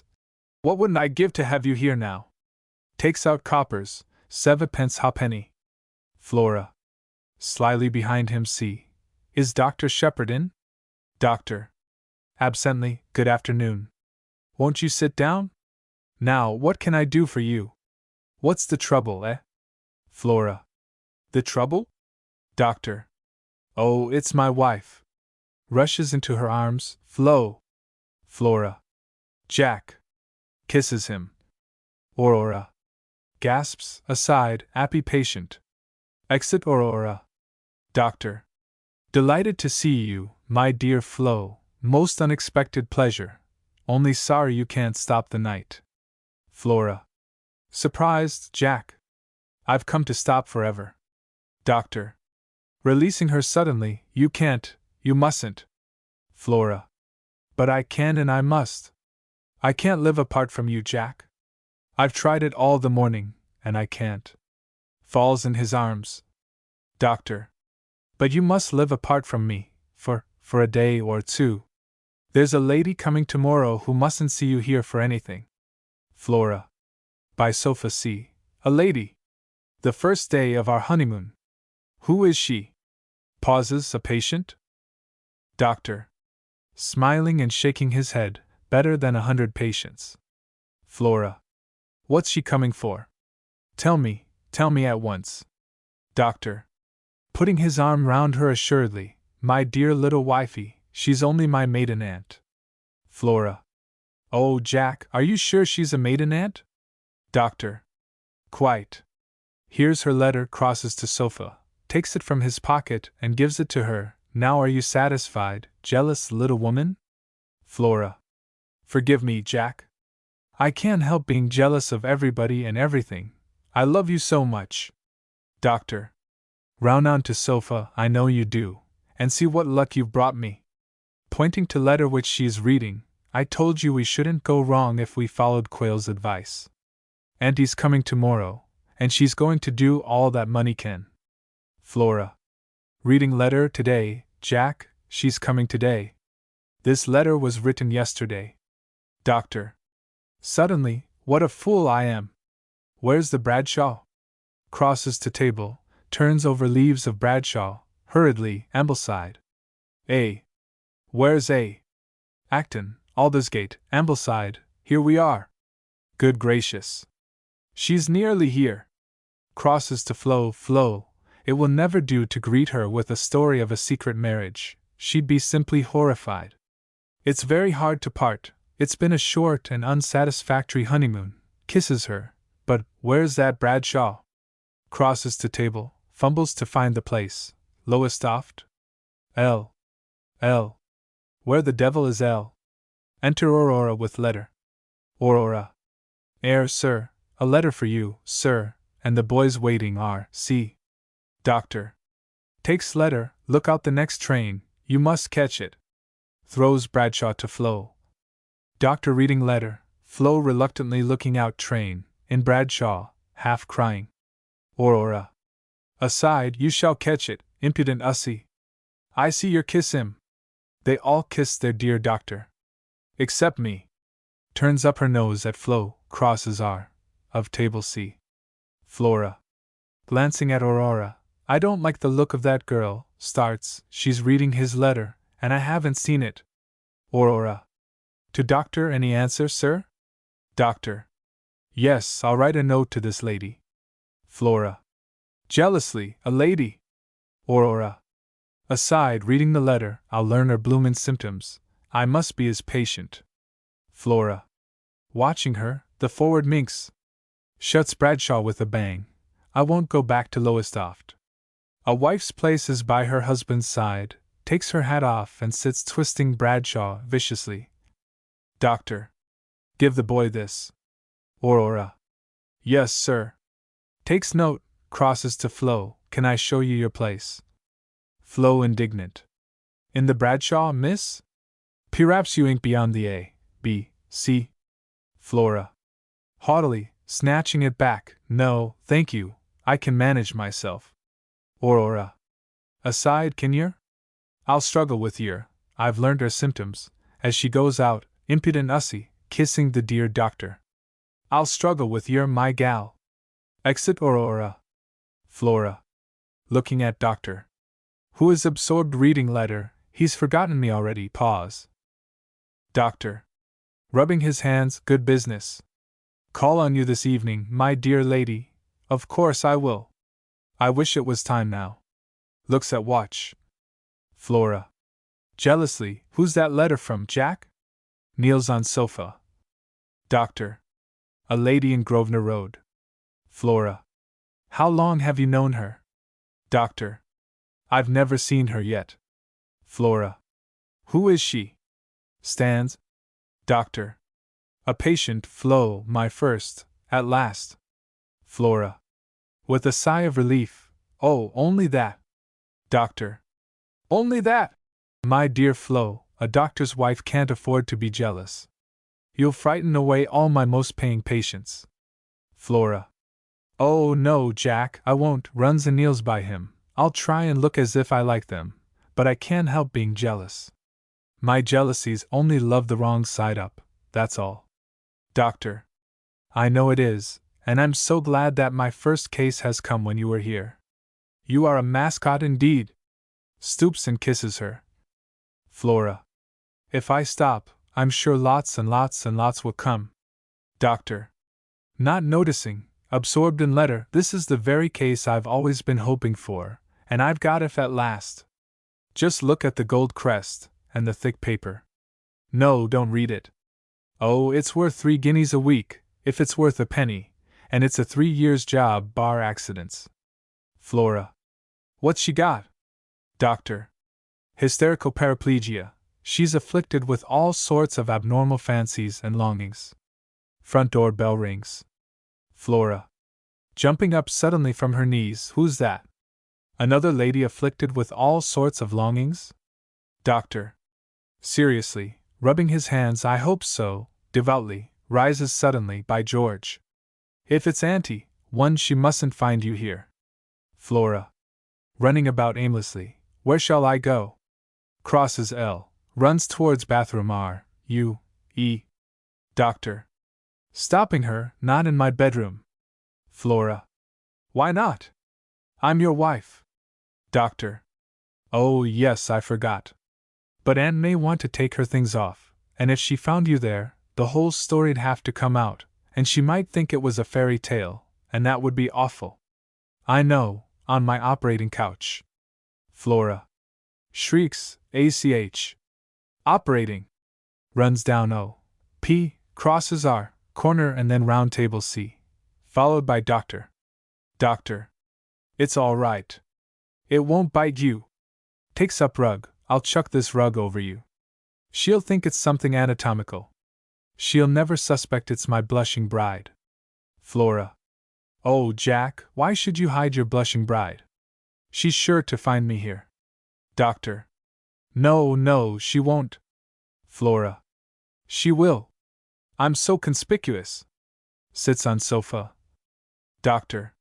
The more conspicuous the better, when you want to hide anything. It disarms suspicion downstage. Flora. Jumps off couch, and stalks down to him in a towering rage. Jack. You've done this before. Doctor. Never. I swear. Do help me now, and all will come right. Drags her back and covers her up. Flora. Popping her head out. Oh, hubby, are you sure we're properly married? Doctor. Quite. Lie still, same bus. Flora. Same bus. It doesn't feel like it a bit. Oh, it's a horrid, horrid wedding day. Kicks and disarranges rug. Doctor. Putting it back, she's coming. Lie still, do lie still. Flo, please, for my sake. Do lie quite still. Flo kicks. And don't kick. Enter Plant. Plant. My dear cousin Jack. Putting out his hand, I'm so glad to find you alone. My mission is of rather a delicate nature. Doctor. Aside, oh Lord. Looks at couch nervously to Plant. I'm rather busy today. You couldn't call some other time, could you? Feels his pulse. Plant. My dear Jack, you misunderstand me. It's not me. It's my precious jewels. I've left them lying in their room. Their sobs were distressing to hear. They are suffering terribly. Doctor. Aside, another case. Quails right again. They're flowing in. Plant. Aside, locked up and serve 'em right. I'll get on better without 'em. Aloud, they are both, sobs both. Doctor. 2 of 'em. The more the merrier. I'll come at once, putting on his hat. Plant.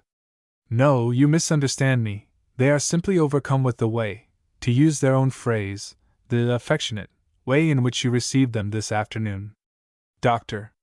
Aside, and Flo can hear every word. It's all up. Plant.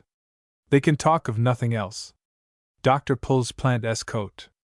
It's Jack, dear Jack, darling Jack, same bus. Ah, you have robbed me of my precious jewels. Doctor. Glancing nervously at couch, with assumed levity, nonsense. Plant. Indignant, it's not nonsense at all, it's very serious. Heaven forbid that I should speak harshly to a young man with a rich, future, but as their father, from whom they have never had a secret all their blameless lives, crosses are. I tell you, sir, you have broken 2 hearts in one afternoon. Doctor. Gloomily, oh, good afternoon. Sits at table. Flora. Aside, I shall go home by the next train. Plant. They're wasting the best years of their lives, and all for you, sir, all for you. Cross L. Waves his stick excitedly. Doctor. Half to himself, I can't commit bigamy. Plant. I don't ask you to marry both, wax of them, but one or the other you must, wax, and shall, wax on table, after all you have said and done up now, my dear sir, walking about waving his stick. See, I speak to you as a bachelor. Wax rug with walking stick, without encumbrances, wax, what have you got there? Wax. Doctor. Gets up, my encumber, my model. R. Of chair. Plant. Your model? Doctor. Intercepting him, yes, my Anna. Plant. Anna? Doctor. Anatomical model. Look out, you'll break it, and these things cost money, you know. Plant. I accept your explanation, without prejudice. Well, to return to our muttons, I mean my poor lambs. Doctor. Aside, oh. Damn your lambs. Crosses L. Plant. I ask you, as a father, what are your intentions? Doctor. Aside, can't tell him I'm married, he'd tell Auntie. Plant. Severely answer me, sir, what are your intentions with regard to my 2 daughters? Bus. Flo. Doctor. Sofa. Aside, If he wasn't my fairy prince, I'd brain him. Spots Flo's hat and collars it, confused, Flo's hat. Oh, honorable, you know, strictly honorable, tries to hide Flo's hat. Plant. Pointing to Flo's hat, what is that, sir? Works right round sofa. Doctor. Following, a lady's hat, sir. Plant. Don't be flippant, sir. Seizes hat and waves it. You're deceiving my girls. 2 girls with but one single thought, 2 hats, hearts that beat for Jack. Doctor. To Plant, I'm deceiving no one. That hat belongs to one of my patients. Plant. Aside, a patient, indeed. He's got none. Goes for hat. Doctor. A lady in whose case I take the deepest interest. Can't tell you. It would be a breach of professional etiquette. Plant. Goes to Dr. Overar, throws his hat and stick on sofa. Ah, now you're talking business. The legal and medical professions are sisters, and should have no secrets. Doctor. Shakes his head. No, it's a delicate case. Bus. Plant. Delicate cases are my speciality, and if I can be of any assistance to you, aside, or you to me. Aloud, I'm at your service. Proceed. Doctor. Aside, I'll break it to him gently why I can't marry his daughters. To Plant, well, to begin with, she's a married woman. Plant. Is she? She'll cost her husband a pretty penny in hats. Doctor. Airily, oh, he can afford it. Speak slow so that Flo can hear. He's a great friend of mine. In fact, the greatest friend I have in all the world. Plant. Loudly, then what's his wife's hat doing here? Doctor. Aside, that's just like a D lawyer. Softly, don't you see, they married secretly, without her parents' consent, and she went back to her people, and time went on, and at last she could bear it no longer, so this afternoon she came up to town to find her husband. Plant. Your greatest friend? Doctor. Precisely. Plant. Aside, it's that lieutenant in the Navy. I must remember that. Doctor. And she came straight to me, and she had a fit of hysteria and she fell. Plant. Fell? Doctor. Yes, in my arms. Plant. Sir. Doctor. Fainted. And now she's lying down, and the question is, when she recovers, where is she to go? Plant. Go? To her husband, of course. Where is he? Doctor. Ah, that's the question. Flora. Aside, popping her head out, I've got the cramp. I shall shriek in a minute. Plant. Aside, I'll put him under an obligation, to Doctor, effusively, loudly, my dear cousin, my door is ever open to the weary wanderer, and if the fair owner of that hat. Doctor. No. It's very kind of you, but I won't hear of it. The fair owner of that hat is perfectly comfortable where she is. Doctor and Plant up. Flora. Ooh. Sits up. Tableau. She's not a bit comfortable where she is, Dr. Shepherd. Plant. Aside, ah, the old story. Crosses are, of table. Flora. I've got pins and needles. Doctor. My poor child, let me, goes to her O.P. side of table. Flora. Go away, don't touch me. Lies on couch, rubbing her leg, aside to Doctor, I'm not your poor child any longer. I shall get the registrar to cancel our certificate. Plant. To Doctor. Who comes down looking miserable, so that's your anatomical model, eh? Your friend's wife? You Don Juan. Digs him in ribs. In his ear. These things cost money, you know. Laughs. To Doctor, if it comes to a divorce, look me up. I'll pull you through on reduced terms. Doctor. No, you don't understand. To Flo, who comes down between them. Are you all right now? Flora. Coldly, crossing from him to Plant. Yes, thank you, Dr. Shepherd. Aside, now I'll find out all about Jack and these precious jewels. Crosses are. To Plant, I accept your kind offer of hospitality, sir.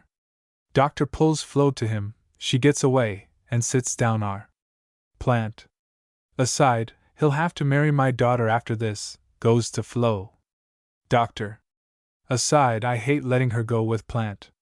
But perhaps it's the best way out. Anyway, she'll not see Auntie. I must get him off before she comes. To Plant, my fairy prince, how can I thank you for this double act of kindness? Slaps him hard on the back. Plant doubles up with lumbago. Don't double up like that, you might be struck so.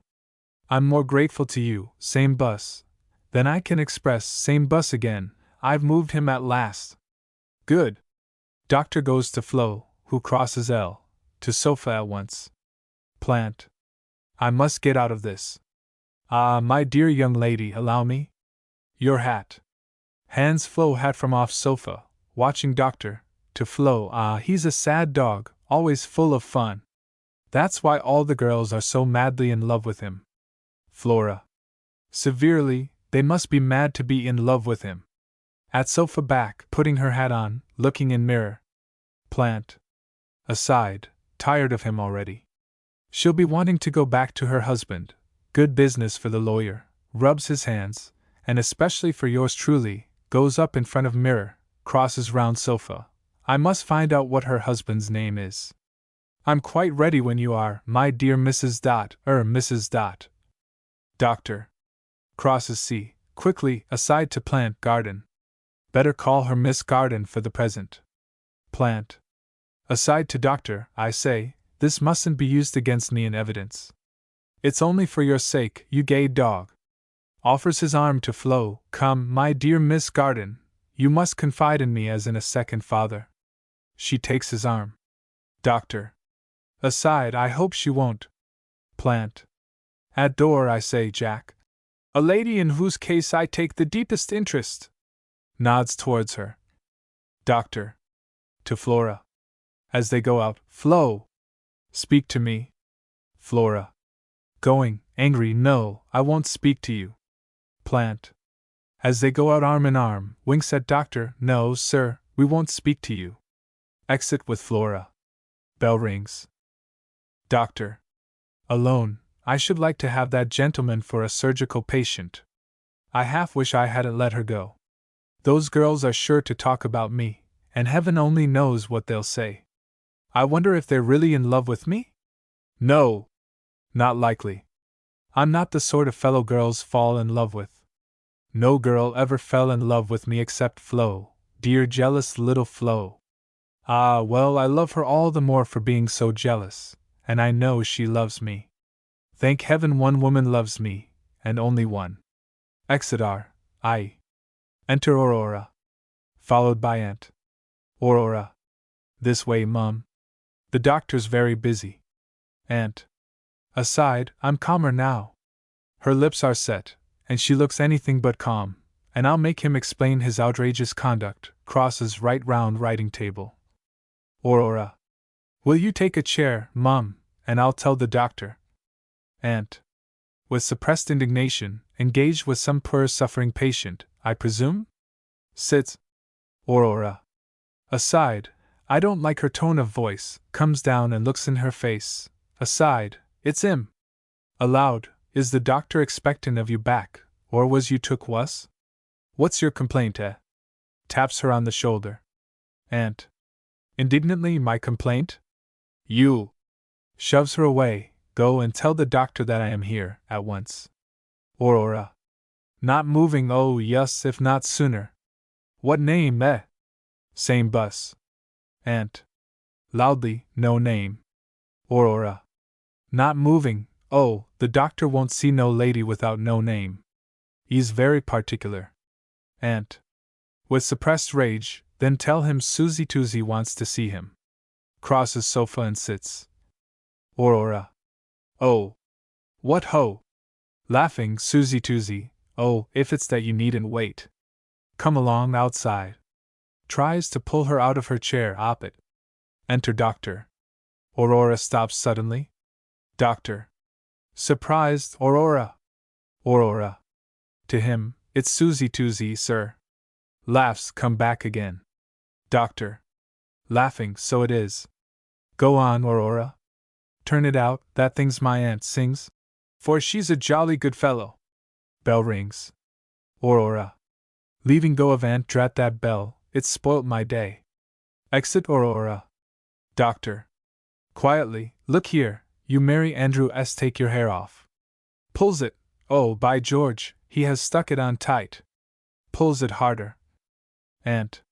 Indignantly, sir. Doctor. Don't put on that silly voice, I know all about you. I'll make him jealous, sings. There were 2 jolly sailor girls from Portsmouth town. The little one makes eyes at me. But it's the tall one I like, she calls me. Dear Jack. Oh, she's dead gone on me. Her father wants me to marry her. Aside, that shut him up. Aloud, and look here, you've got to take your hook. I'm fagged out after my railway journey. I'm going to have a bath before she comes. You know I'm a great believer in the water cure. Takes off his frock coat and throws it down, goes to bathroom, turns on hot and cold taps in sight of audience, noise of water flowing into bath. Now, don't sit there looking a silly ass. Shies something at her at the last word. And sits facing audience, speechless with indignation. You know you're not a bit like a lady, and nobody but a lunatic would take you for one. Hurry up and get some decent togs on, and come back for me at 7:30. Do you hear, you old joker, it's no use keeping it up. And sits motionless. Oh, well, I can't wait, undoes his braces, but look here, if you don't clear out before she comes I'll break every bone in your body. Au reservoir. Doctor exits into bathroom. Enter Tupper. Tupper. Looks round, sees no one, hears splashing in next room, he's even a bath, now's my time for a quiet smoke, picks cigarette and oft ashtray. Aunt. To herself, oh, my poor head. Tupper. Starts and comes to her, cigarette in mouth, summat wrong with your yady? Aunt. Go away, you horrid boy. Tupper. The doctor cure it in a jiffy, take my tip, but he's in a bath just now. You know he's a great believer in the water cure. He says if we had cleaner bodies we'd have cleaner minds. Do you hold with that? I spec he'll give you the water cure. I say, you must pay for it afore you go, 'cause he's stony. Goes on tick for everythink. Ave you got a light? Aunt. Go away. Tupper. All right, no offense, gets match from mantelpiece, the doctor could make lots of money if he'd only try, but he don't. He just lies on that couch all day reading books with horrible pictures of people having their arms and legs chopped off, and such like. Coming round, this is the wust, ain't it blood curdling? But the lady don't seem to mind, she looks quite calm and peaceful like, don't she? Shows Aunt the book. Aunt. Take it away, you dreadful boy. Tupper. All right, keep your air on. Goes upstage, he's wonderful clever, you should see him with these air knives, golly. Ain't they sharp? Trying one, he'd slice yer up as soon as look at yer, and yet no patients don't come. Why's that? Do you think he's too expensive? It's £1 a time. Bell rings. I say, the proper way is to leave it in a H envelope on this air table. Don't forget, cost their air clothes ain't paid for yet, and if they ain't today, they're a comin' orf. Aunt. You rude boy. Go. Sits in grandfather's chair. Tupper. Aside, well, it ain't my fault if he don't get on. I says all I can. Exit Tupper R. I above table. Enter Ruby and Pearl. Shown in by Aurora, they don't see Aunt. Aurora. I'll tell the doctor. Goes towards bathroom door. Splashing heard? He's very busy, but. Louder splashing. Ruby. Pray don't disturb him. Bell rings. Pearl. We don't want to see him just yet. We'll wait. Exit Aurora. That stupid cabman never suspected anything. He called him Mum. Both laugh. Ruby. Let's bring her in now, before Jack comes in. Enter Aurora. Followed by Flo. Aurora. I'll tell the doctor. Goes to bathroom, he's very busy now, but. Splashing heard? Flora. To Aurora, not yet, I want to speak to these ladies first. Ruby. Backing down stage astonished, to Pearl. Miss Garden. What does she want to come for, and spoil our fun? Pearl. To Flo, you said you had a headache, and were going to lie down. Ruby. To Flo, yes, that was only an excuse for coming to see Jack. Aunt. Aside, she calls him Jack. Aurora. Aside, I must hear this, it's all for him. Stays at back, pretending to tidy. Flora. It was no excuse at all. I was pulling the blind down to darken the room, when I saw you two horrid things crossing the road to this house, when you said you were going shopping. That was only an excuse to come and flirt with my Jack. Aunt. Aside, oh, he's her Jack, is he? Flora. And I followed you, though my head's splitting, for I love him with all my heart, and I won't let anyone come between us. Aurora gasps. Ruby. You brazen girl, and you're married to his greatest friend. Flora. I'm not. Descends on Ruby. Ruby. You know you are. Pa said so. Flora. Did he? Then he basely betrayed my husband's sacred confidence, crosses back again. Pearl. With sarcasm, your husband's sacred confidence. If you're really a respectable married woman, my dear Miss Garden, instead of coming here to slander my father, you'd better go back and lie down. Flora. And leave you alone with my Jack? No, thank you. What are you, I'd like to know? Two horrid fast girls who ran away with two young men only this morning, and had to be locked up. Aunt. Aside, and these are my nephew's friends. Flora. And you picked the lock with a hairpin, and came here all alone to flirt with my Jack. Ruby. Your Jack? How dare you? Crosses to Flo and comes back. He's my Jack. Aurora gasps again. Aunt. Aside, oh, he's her Jack now. It gets worse and worse. Pearl. To be strictly accurate, Dr. Shepard is our Jack. Aunt. Aside, our Jack. This is too much. Aurora gasps louder. Flora. What do you mean? Pearl. It is my father's wish that one of us should marry him. Aurora. Screams, oh, Evings. They're going to marry my Jack. Coming down, falls on her knees facing audience C. Aunt. Aside, her Jack. That's four of them. They all love Jack. Flora. To Aurora, your Jack. Aurora. Kneeling, yes. I love with a secret passion and I don't care who knows it. Rises. Aunt. It's a perfect harem. Makes her escape towards door and exits still unobserved. Aurora. See, don't you think because I'm only a servant, a common slavey with £5 a year and an alpha pound o' sugar a week, that I'm a-going to ave the dear doctor took from me? Flora. How dare you love him? Aurora. And why not? 'Cause I wears a cap? Look 'ere.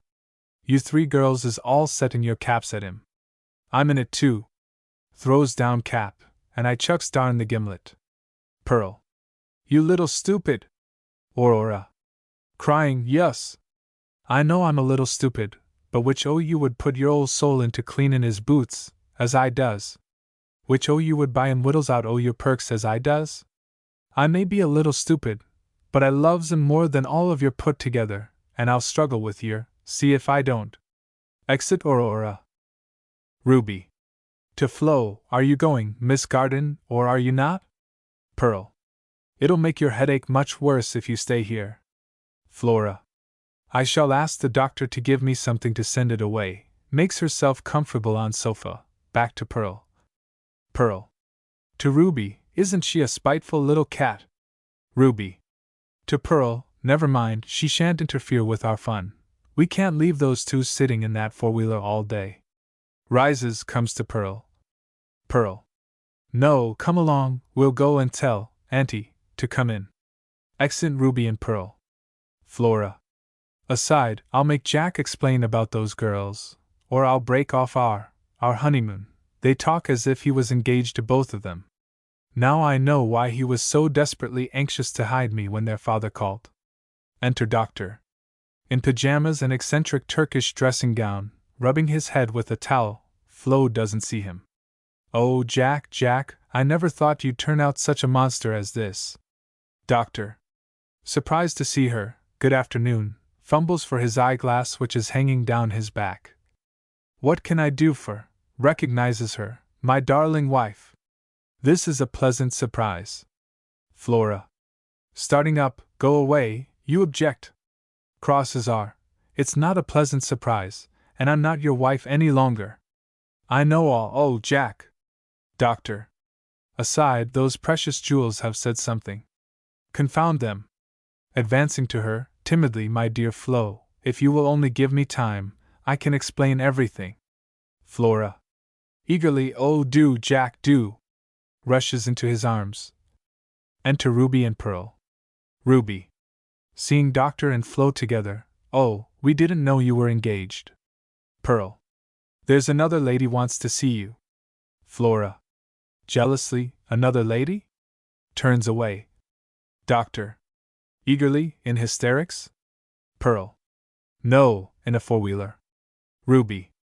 She said she'd rung twice, but couldn't make anyone hear. Doctor. Tupper's never awake when the bell rings. I'll discharge that boy, at least my half of him. Ruby. I told her I'd see if you were disengaged, and she scribbled her name on her card. Here it is. Reads, Miss Susannah Shepherd. Doctor and Flora. Auntie. Doctor. To Flo, she mustn't see me like this. Looks at the dressing gown. And she mustn't see you at all, you must fly. Flora. Clinging to Jack, who is pale and agitated, oh, Jack. I can't go and leave you with them. Looking at Ruby and Pearl, can't you say that I'm one of your patients? Doctor. Good idea, how clever of you. Get back there, on operating couch. Ruby. Oh, what fun! Let's all be patients. Nudges Pearl. Ruby and Pearl sit down and pretend to be suffering. Doctor. To girls, all right. All be patients. It'll impress Auntie. Takes off dressing gown and flings it into bathroom. Is just going in. Stops. No. No time to change. Snatches his frock coat off chair and buttons it over his pajamas. Remember. This is the supreme moment of my life. Whatever I say to you, whatever I do to you, you mustn't mind. Ruby and Pearl. We won't, stifling a laugh. Doctor. Hush. Enter Andrew dressed as Aunt, followed by Waverly. To Andrew, my dear Aunt, I'm so glad to see you. Won't you sit down? Leads him down to sofa. Pearl runs to Waverly, and drags him down corner. Pearl. Come and sit here. Pretend to be a patient. Waver. Why? Pearl explains in dumb show. Doctor. At settee to Andrew, I must apologize for this worn-out attire. I'm always worn out on Friday, my worst day. I wish you'd come any other day. No. I don't mean that. I mean I'm awfully glad you've come today, but I'm awfully sorry I'm so busy I can't talk to you. No. I don't mean that. I mean I'm awfully glad, of course, that I'm so busy I can't talk to you. No, of course I don't mean that. I mean, I don't quite know what I do mean. You see, it's Friday. Oh. What a fool she must think me. Will you excuse me just 2 minutes while I settle off a few patients? Trio first laugh. Doctor crosses quickly to them. Aside to them, softly, don't laugh at her. And don't look so beastly healthy. Look pale. Faint. Do something. Buzz. Ruby makes a sling for her arm out of her handkerchief. Crosses quickly back to Aunt. I'm so sorry to keep you waiting, my dear Aunt. Won't you amuse yourself with a book or something? Goes to couch at back, fetches quail on mussels. Comes back quickly to Aunt, opens it, here you are. Shuts it quickly and shies it down, aside, what do ladies read? Crosses quickly to Pearl. Who is reading? Pinkun. Snatches it from her. Thank you very much, crosses quickly to Aunt, here you are, Aunt, this is a lady's paper. Gives it to her and runs to Flo at back, aside anxiously, I'll explain everything when they've gone. Loudly, holding her hand, your nerves are run down a little, goes to medicine chest. Trio's second laugh. Confound those plant girls, I'll pay them out. Flings roll of lint at Pearl.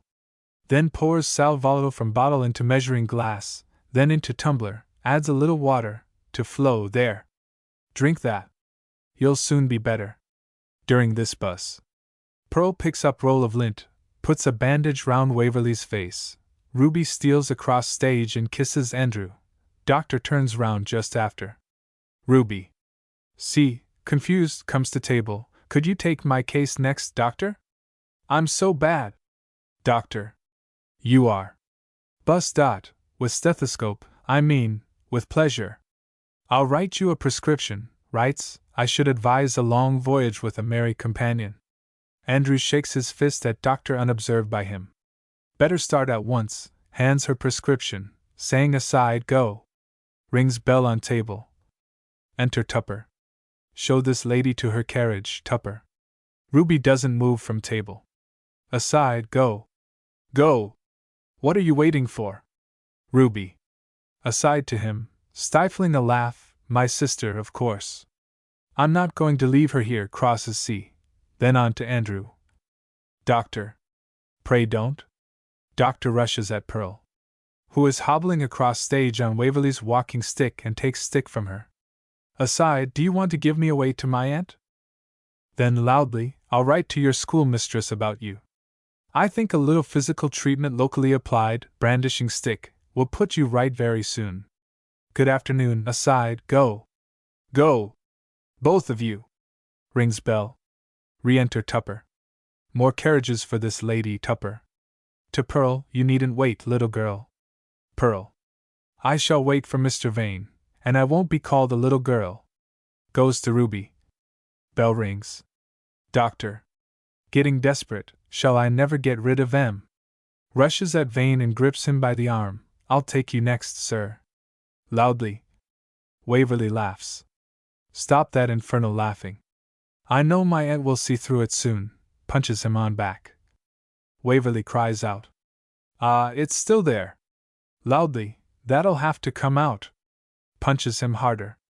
Waverly cries louder. Yes. Severely, we must remove that at once. Step into my operating room. Drags him off to bathroom, opens door, turns on taps and leaves them running. Waverly runs back to his chair, doctor runs back after him. Come along now, be a man. Waver. Not today, thank you all the same. Enter Aunt, shown in by Tupper. Aunt. See, I'll give him one last chance. Doctor. Seeing her, rushes at her, aside to her, take him off, you fool. She's come. Take him off, I say, or I'll take him off for you. Andrew starts up and takes his bonnet and wig off. Andrew. Calls loudly, Jack? Jack. Doctor, far too preoccupied to hear him, pushes Aunt into bathroom. She falls head foremost into bath. Her heels go up. Loud splash. Doctor bangs door, turns round, sees Andrew. Doctor. Aghast, Mary Andrew. Andrew. Yes, dull boy. Doctor. Then who's in here? Opens door. Tableau. Flo rushes into bathroom and shuts door quickly. Curtain. Act 3. Scene. The same as Acts I and II. Doctor discovered alone, in frock coat and pajama trousers, and just going to knock at bathroom door. Doctor. Hand up, listening, I must apologize to her. No, I simply daren't, comes down C. It was such an awful thing to do. I'll wait till Flo comes out to tell me how she is. Listens, no, I can't. I know. I'll go to her in my professional capacity. Puts on high hat, and does to door, just going to knock, looks at pajamas, I can't go in these. Where are my trousers? Looks round, of course, in there. Points to bathroom, I know. I'll go to ask for my trousers. Same bus. About to knock, no, that's a silly idea. I'm losing my wits, comes down C, and sits at writing table. Suppose something happens to her? There'll be an inquest, and it'll be all in the papers. Brutal conduct of a West End doctor. Oh, my cup of misery is full. Enter Aurora with telegram. Aurora. To doctor, here you are, doctor, a telegram for you, sir. We are busy today. Doctor. Opens telegram, starts, aside, from my father-in-law. Reads to himself. Have learned from local registrar your cowardly conduct in eloping with my daughter. Am on my way to London to horsewhip you. Aurora. Cheerily, any answer, sir? C. Doctor. Gloomily, no. It's nothing, only an appointment. I shan't keep it. Aurora. Don't look so sad, sir. Music upstairs heard off, some appropriate music hall tune. You go upstairs to the tea fight. Erse your invite. Takes card off mantle, there's plenty to eat and drink and nothing to pay. You done quite enough work for one day, sir. Doctor. Quite. Bathroom bell rings. Aurora. Mystified, that's your bathroom bell ringing, sir. Doctor. Funereally, yes. Answer it. Aurora. Hesitating, who's inside, sir? Doctor. Two ladies. Aurora. Two of them, oh, doctor. Enter Flo, from bathroom, with bundle of aunt's clothes, dripping wet. Doctor. Penitently, my dear Flo, let me help you. Flora. Indignantly to doctor, don't touch me. I wonder you aren't ashamed to. This is your work. Crosses to Aurora quietly, take these, and dry them as quickly as possible. Doctor. Flo. My darling, won't you give me one word? Flora. Brute. Exit Flo. Into bathroom, banging door after her. Doctor. Got it. Aurora. Oh, sir, what have you been doing of? Doctor. Don't ask silly questions. Do as you're told. I don't know what it is, but do it. Aurora. Aside, if the missus sees thee, she'll turn the dear doctor into the street. I know she will. But she shan't see 'em, if I can help it. Hugs them closely, it's all for 'im. Oh, ain't they wet, but they can't squelch the flame that's burnin' air for the dear doctor. Coming down, I must tell him, I must. Throws wet clothes down on stage. Mrs. O.H. Heard off, Aurora. Aurora. Yes, Mum. Hides clothes behind her. Enter Mrs. O'Hara. Mrs. O.H. How dare you wait on lodgers as can't pay their rent? By sofa, go upstairs and wait on my lady friends. Exit Aurora. Leans on back of sofa, to doctor, pardon me for calling when you're so busy, with sarcasm. Doctor. Absent-minded, don't mention it. Won't you sit down? Now, what can oh, it's the landlady. Mrs. O.H. Quite a stream of patients. Doctor. Absently, oh yes. Flowing in, simply flowing in. Mrs. O.H. I'm glad to hear it. If a man can't earn a honest livin' at your time of life, you may as lief, drown hisself. Doctor. Aside, drown, the water cure, my cure. Mrs. O.H. I needn't remind you as it's Lady Day. Doctor. Picking up pile of bills, no, I've been reminded, but I'm afraid I must trouble you to wait. Mrs. O.H. Ho, of course. The poor lone widder must always wait. Doctor. I wish the lone widder would go to the devil. Mrs. O.H. As I was just remargin to Widder Smith, as is honoring my party upstairs. Doctor. Rising, don't let me keep you from your friends, half rising, they'll be getting impatient. Mrs. O.H. Rising, impatient indeed. Crosses C. Their company manners is just as good as your friends, I'll warrant. Which reminds me that Widder Smith has met you in society. Doctor. Absently, Widow Smith? Shakes his head, never heard her name. Mrs. O.H. Ho! Of course not. Comes to him, you'll say next you never gave her a bath, Doctor. Rises, astonished, gave her a bath? Mrs. O.H.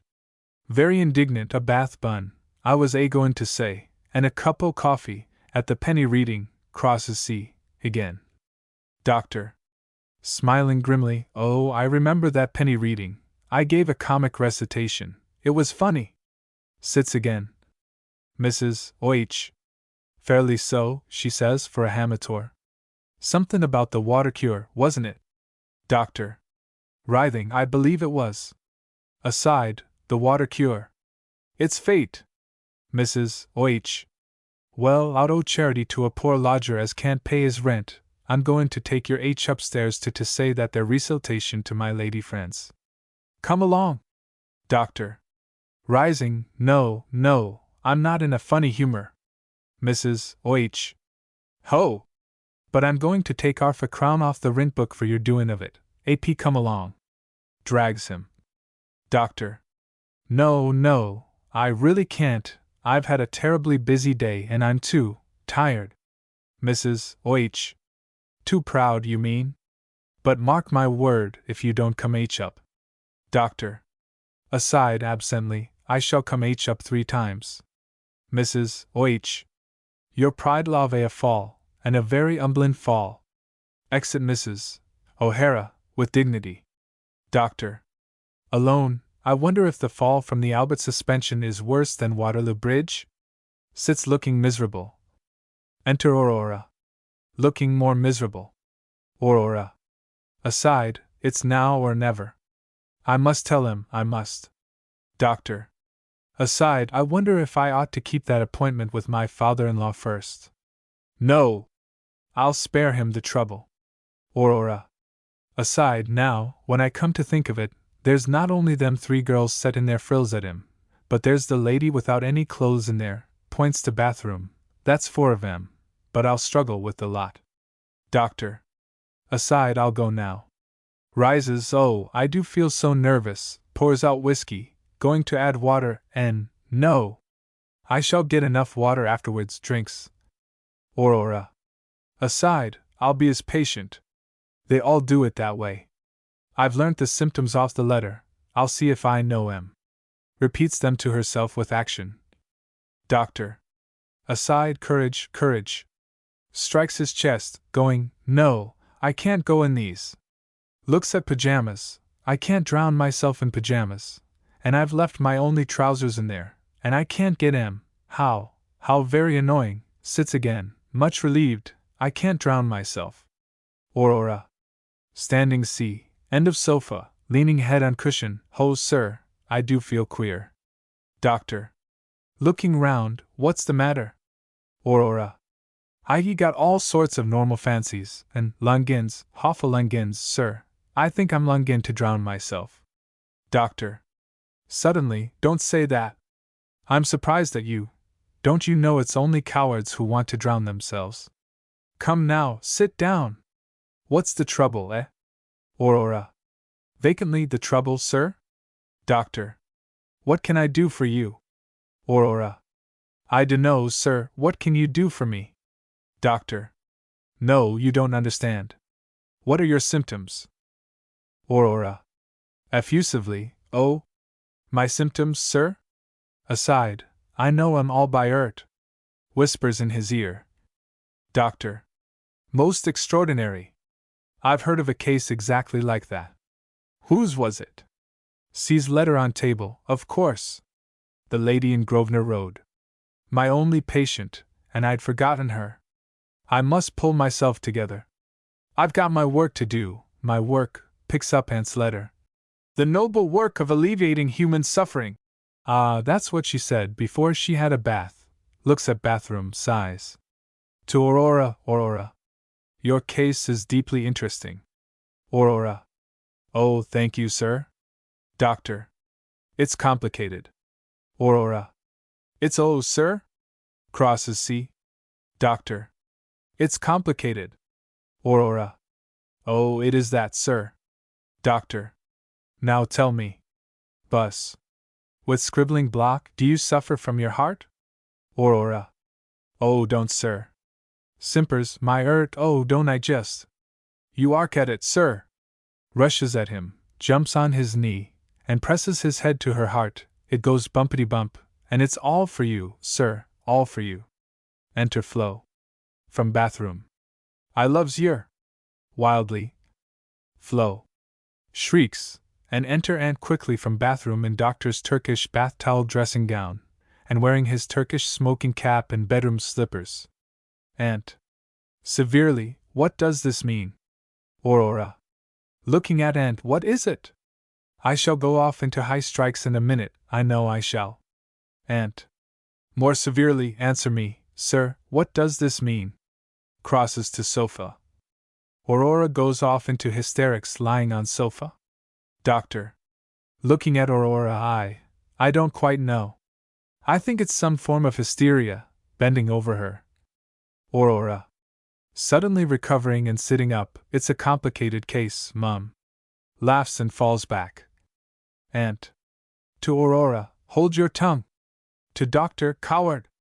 To try to sneak out of it like that. I've done with you. Flora. Bursting into tears, so have I. Crosses C, to meet Aunt. Aunt. Don't cry, dear, he's not worth it. Flora. Quickly, oh, but he is, that's the worst of it. Aunt. Aside, I'll save this sweet girl from him my way. To Flo. Go in there, dear, while I talk to him. Exit Flo. Into bathroom. Aurora. Behind Doctor, buck up, sir, I'll stand by your. Aunt descends upon him, he backs into Aurora. Bus. Ad lib. Aunt. So, sir, you're not satisfied with your outrageous treatment of me, your loving aunt, who came to London to be your best friend, see? Doctor. If you'll only give me. Aunt. Hold your tongue, sir, I won't give you anything, see? Aurora. Give him a chance, Mum, that don't cost nothin', and a sofa. Aunt. Silence, the pair of you. Aurora. Taking Doctor's arm, looks up at him lovingly. The pair of us! Aunt. You shameless Don Juan, you've bragged to me about your goings-on with 2 sailor girls. Aurora. Tain't his fault, Mum, they will kiss him. See. Aunt. Silence. You're breaking the heart of that dear girl in there, pointing to bathroom, who's worth 100 such creatures as you, a murderer who tried to drown his own aunt. Aurora. Drown you? Why, the dear doctor wouldn't drown a kitten, and you ain't no kitten, Hamlet. Aunt. Furious, and to crown all, I find you in the arms of this. Aurora. This? Who are you, Callan? This? Aunt. A disreputable Pimlico lodging-house kitchen girl. Crosses R, and back again. Aurora. Cheese it. I may be a kitchen girl, but I ain't disreputable. Aunt. Very furious, there's only one thing left for you to do, sir. Doctor. I know, the water cure. Aunt. You shall marry this girl, sir. Aurora. In a dream, marry the dear doctor. Doctor. Aghast, marry, Aurora. Aurora turns away delighted. Aside, I'd rather drown myself. Crosses R, corner, Aunt. Yes, and I'll make you do it. With scorn. She's a fit. Aurora, surprised, kneels. Oh, thank you for those blessed words, Mum. You darlin' lady. I'll go and see to your clothes now, Auntie. Going, comes back, kiss me, Jack. Kiss your financy. Doctor leans with his back to table. Aurora climbs up on table and kisses him. Aside, I'm a lady at larst. Exit Aurora. Aunt. Who's that poor girl in there? Pointing to bathroom. Doctor. Absently, oh, that is Miss Garden. Aunt. Seating herself on a sofa, and putting rug over her, aside, she shall come and live with me. I know what it is to have loved a worthless man. Looks severely at Doctor, I pity her. Doctor. Very timidly, Aunt, may I explain? I'm not, crosses to sofa. Aunt. Loudly, silence, sir. Enter Plant with bag, hurriedly, shown in by Tupper. Plant. Not seeing Aunt, meets Doctor going towards door. Bear up, Jack, I've bad news for you. Miss Garden's bolted, gone back to her husband, I'm afraid. Aunt. Her husband? Plant. Staggered, recovers himself. My dear Miss Shepherd. Aside to Doctor, what's the matter with her? Doctor. I don't know, complicated case. Plant. Ahem. So this joyful meeting between aunt and nephew has taken place. How I wish I'd been here to witness it, and my daughters, too. To Aunt, they're devoted to dear Jack. I'm afraid the rascal means to rob me of one of my precious jewels. He's a gray dog. Doctor looks anything out gay. Aunt. Aside, the sailor girls. They're his daughters. Cross to fireplace. Ugh. Plant. Aside to Doctor, is the old girl ill? What's up? Doctor is silent. But he'll be a great physician, ahem, some day. Aside to Doctor, when the daisies are growing over Auntie, eh? End of sofa, Aunt. Severely, John. Doctor doesn't move. Plant. Same tone, John. Doctor turns. Aunt. John, leave us. Doctor rises as if in a dream, shakes hands with Plant at end of sofa, and goes towards bathroom where Flo went out. John. He turns. Not that way, sir. Points door R, I. Doctor exits below R, I. Plant. Aside, he's upset her somehow, I wonder how? Well, I must pour oil on the troubled waters. To Aunt, a wonderful character, John. I congratulate you on having such a nephew. He combines all the tenderness of a woman with the more muscular qualities of a man. Did I tell you the story of his kindness to the milkman's baby? Aunt. Loudly, bother the milkman's baby. Sit sofa? Plant. Certainly, bother the milkman's baby. Aside, she's strangely cross today. Aunt. I told you to draw up a deed settling 1,000 a year on my nephew. Plant. Producing it blandly, bus. Bag C. Table, and I have consumed the midnight oil to complete it. He hands it to her, over back of sofa, she pitches it into the fire. He tries to snatch it out. My dear lady, that document's worth a lot of money. Rushes round sofa. Aunt. Let it alone. Plant. Aside, it's all off. Aunt is poking vigorously, she hits Plant on purpose. Hops away, rubbing his leg, I'm in a damned awkward corner. My dear Miss Shepherd, I failed to comprehend the meaning of your action. If ever there was a gentleman shepherd, it's your dear nephew. Aunt. Tell that to the milkman's baby. I could tell you a story of my nephew that would freeze your blood, gesticulates with poker. Plant. You astound me, any insanity in the family? Aunt. L. C. Rising indignantly, Mr. Plant. Plant. No, of course not, I beg pardon. See, she is wearing Doctor's bath towel dressing gown. Aside, by George. It looks like it, though. What has happened? Aunt. Who's Miss Garden's husband? Back to fireplace. Plant. R. C. Aside, ahem. I must make a bit out of this, anyway.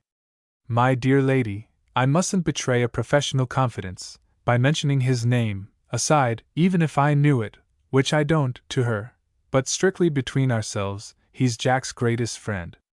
Aunt. She's married to Jack's greatest friend? Plant. Yes, a lieutenant in the Navy. Aunt. Disgraceful. Crosses to table. Plant. Yes, at sofa. I mustn't say more. Aside, don't know any more, to her, you see, she's a client of mine. Of course I shall try and save Jack from the divorce court, but it's gone rather far, and these things cost money, you know. Aunt. What do you mean? End of sofa. Plant. Only this afternoon I found her concealed on that couch, beneath that very rug you're now wearing. Bus. And flings it off.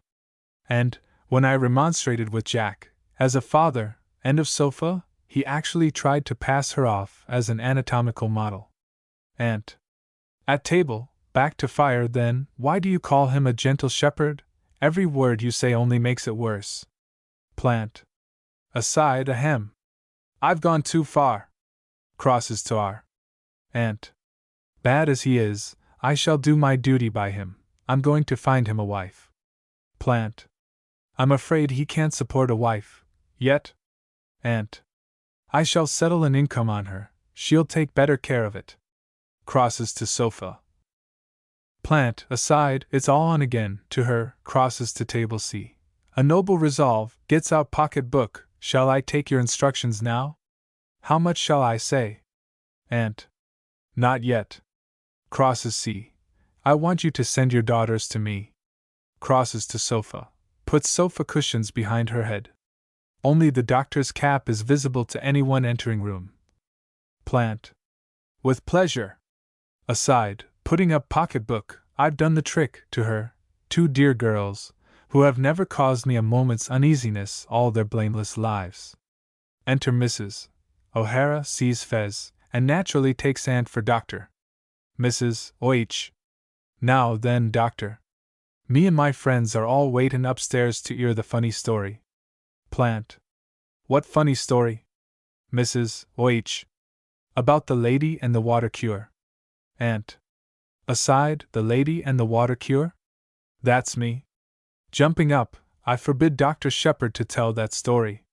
Mrs. O.H. Seeing her for the first time, and who are you when you're at home?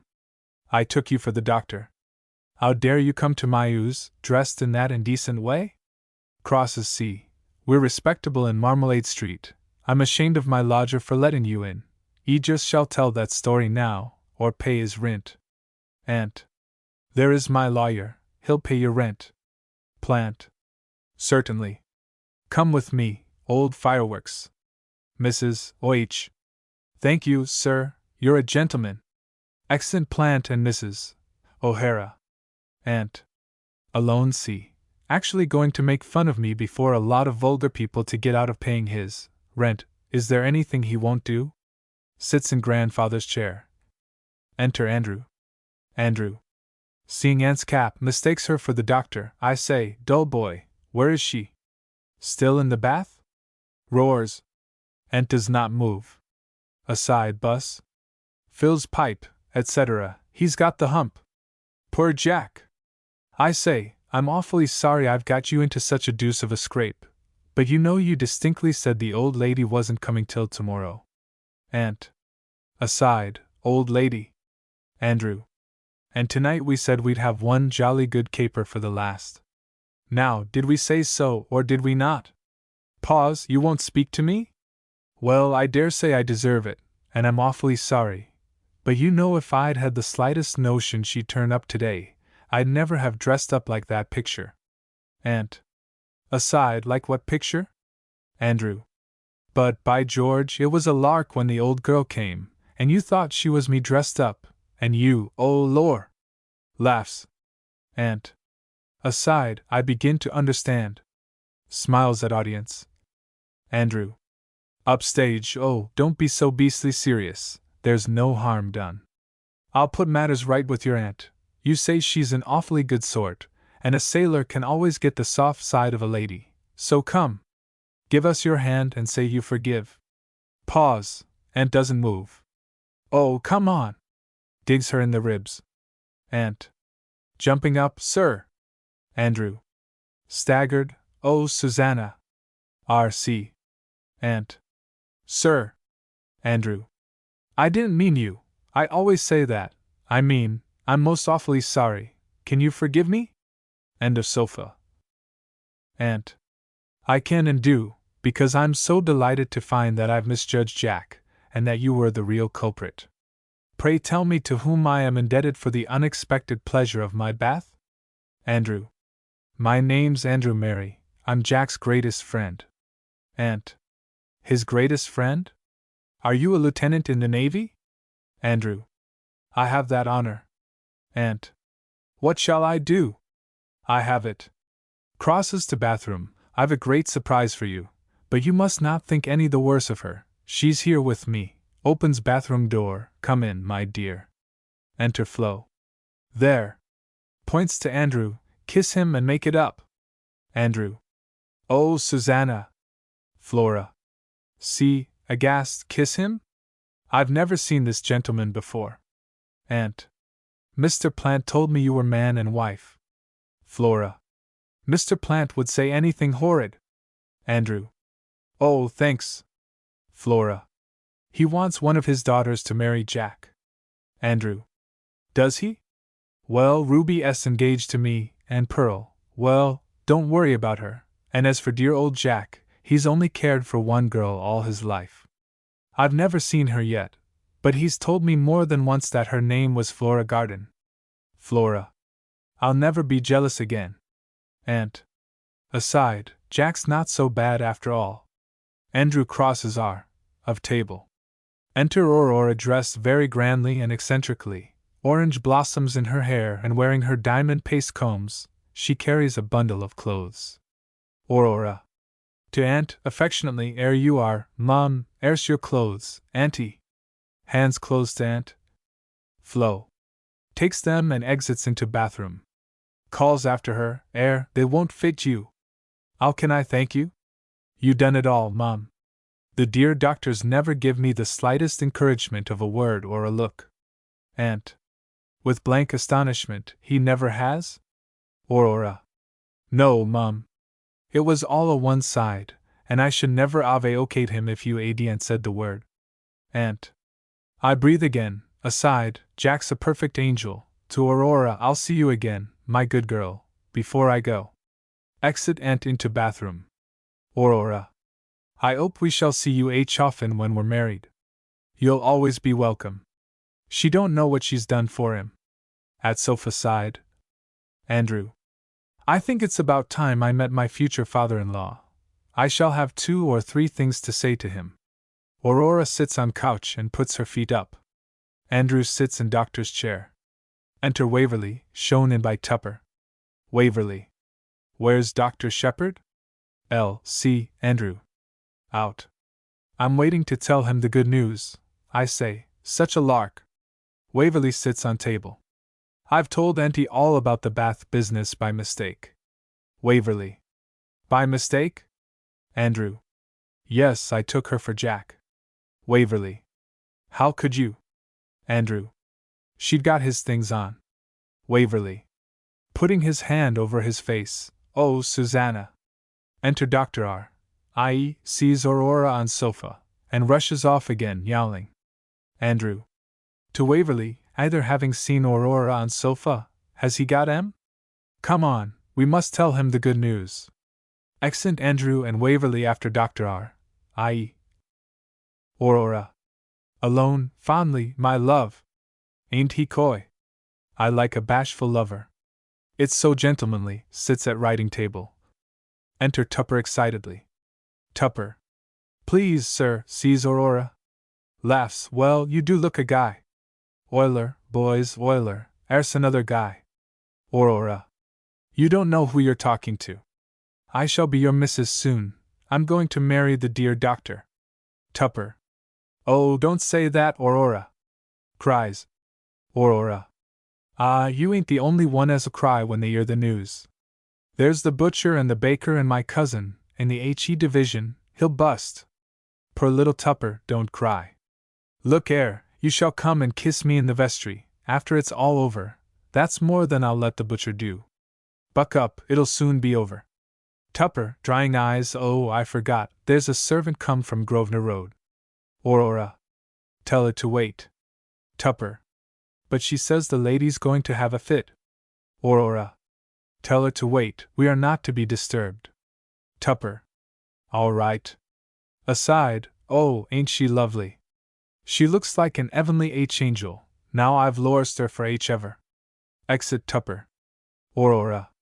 Picks up letter, I'll see to her case myself. It wants a woman in the case. Bus, I'll work this business different when I'm boss. I'll get him a lot of patience. Enter Plant. Ruby and Pearl. What?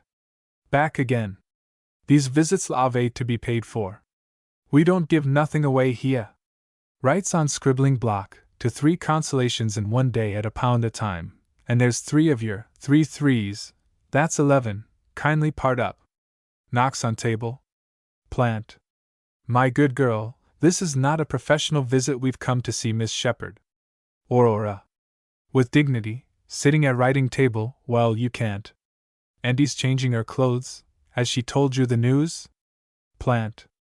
What news? Ruby signals to Pearl behind Plant's back. Aurora. Haughtily, a mere trifle. There's going to be a wedding from very soon. Pearl. A wedding? Plant. To Ruby and Pearl. rubbing his hands ready to take Ruby and Pearl over our. What did I tell you? Aurora. The dear doctor's the happy man. Ruby. And who is the lady? Aurora. Ah, how embarrassing. No, you must ask Auntie, she'll tell yer. Plant. To girls, I told you Miss Shepherd wanted to see you both. Takes girls our corner, she's going to choose between you. Pearl. Hadn't Jack better do that? Nudging Ruby. Plant. There's not time. Mrs. O'Hara calling off. Mrs. O.H. Off. H. Aurora. Aurora. Putting her hair back. Thank goodness, I shan't be at this low game much longer. Enter Mrs. O'Hara. Mrs. O.H. How dare you dress grander than your missus? Take him off, at once, and put on your cap, then get along H upstairs and wait on my lady friends. Slaps her shoulder. Aurora. Aside, oh, when I have servants of my own, won't I give 'em O'Hara? Exeunt Aurora and Mrs. O'Hara L.U.E. Enter Dr. Andrew and Waverley are, i.e. Plant. Yes, there is time, just time. My dear Jack, there's not a moment to lose. Takes him to fireplace.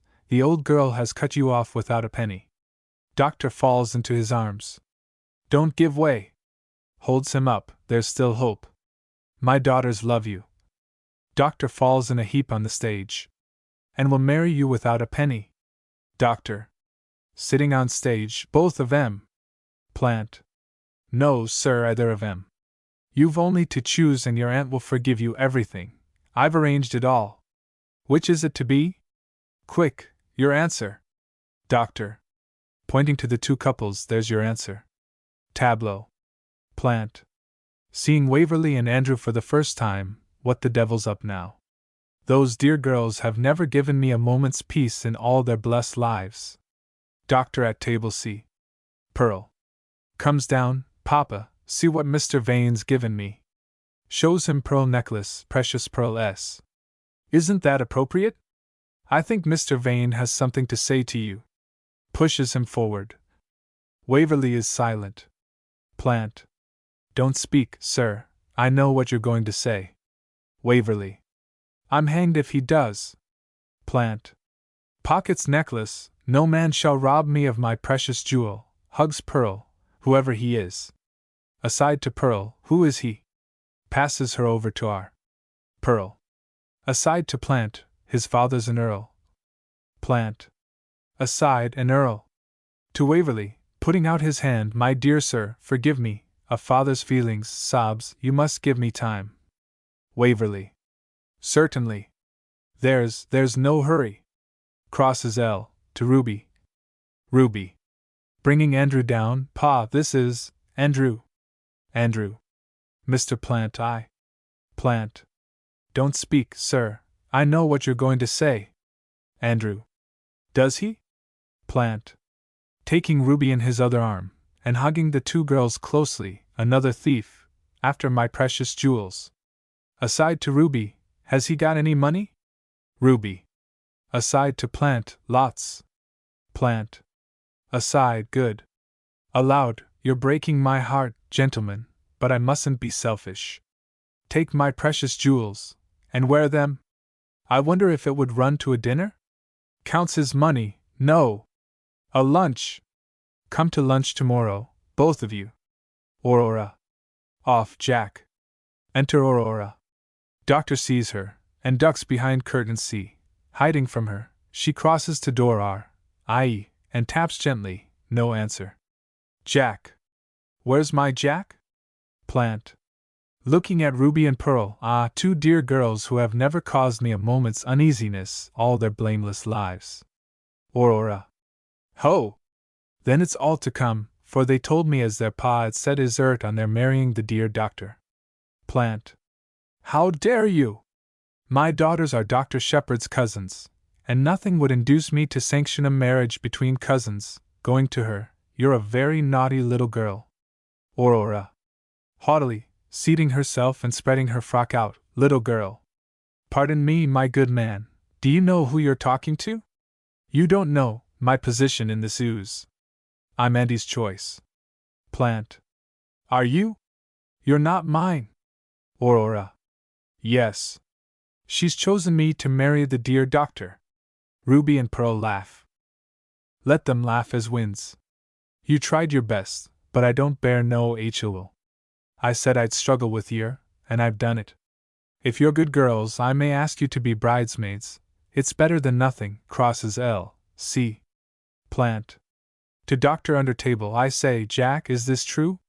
You have my deepest sympathy, and if it should come to a breach of promise, look me up. Doctor. Coming out, if ever I do look you and your precious jewels up, I'll bring a stick twice as big as yours. Plant. And that is gratitude. Enter Flo. And Aunt, they listen. Ruby. Hotly. I don't care who marries Jack. Pearl. Nor I, he's not my style. Aunt. To Doctor, this dear girl has told me all about you. Forgive me for my mistakes, but they weren't all my fault. Shaking her finger at Andrew. I hope you'll have a very happy married life. Aurora. Crossing, I'm sure you will. Aunt. To Doctor, I shall do all I can to make it so. Aurora. Coming to her, oh, thank you, Mum, and would you please name the day? Doctor. Absently, my wife. Sees Aurora. Shakes her off, oh, go to. Goes to Flora, this lady is my wife, we were married this morning. Aurora. My Jack married? Then I'm a widder. She falls flat on the stage. Curtain.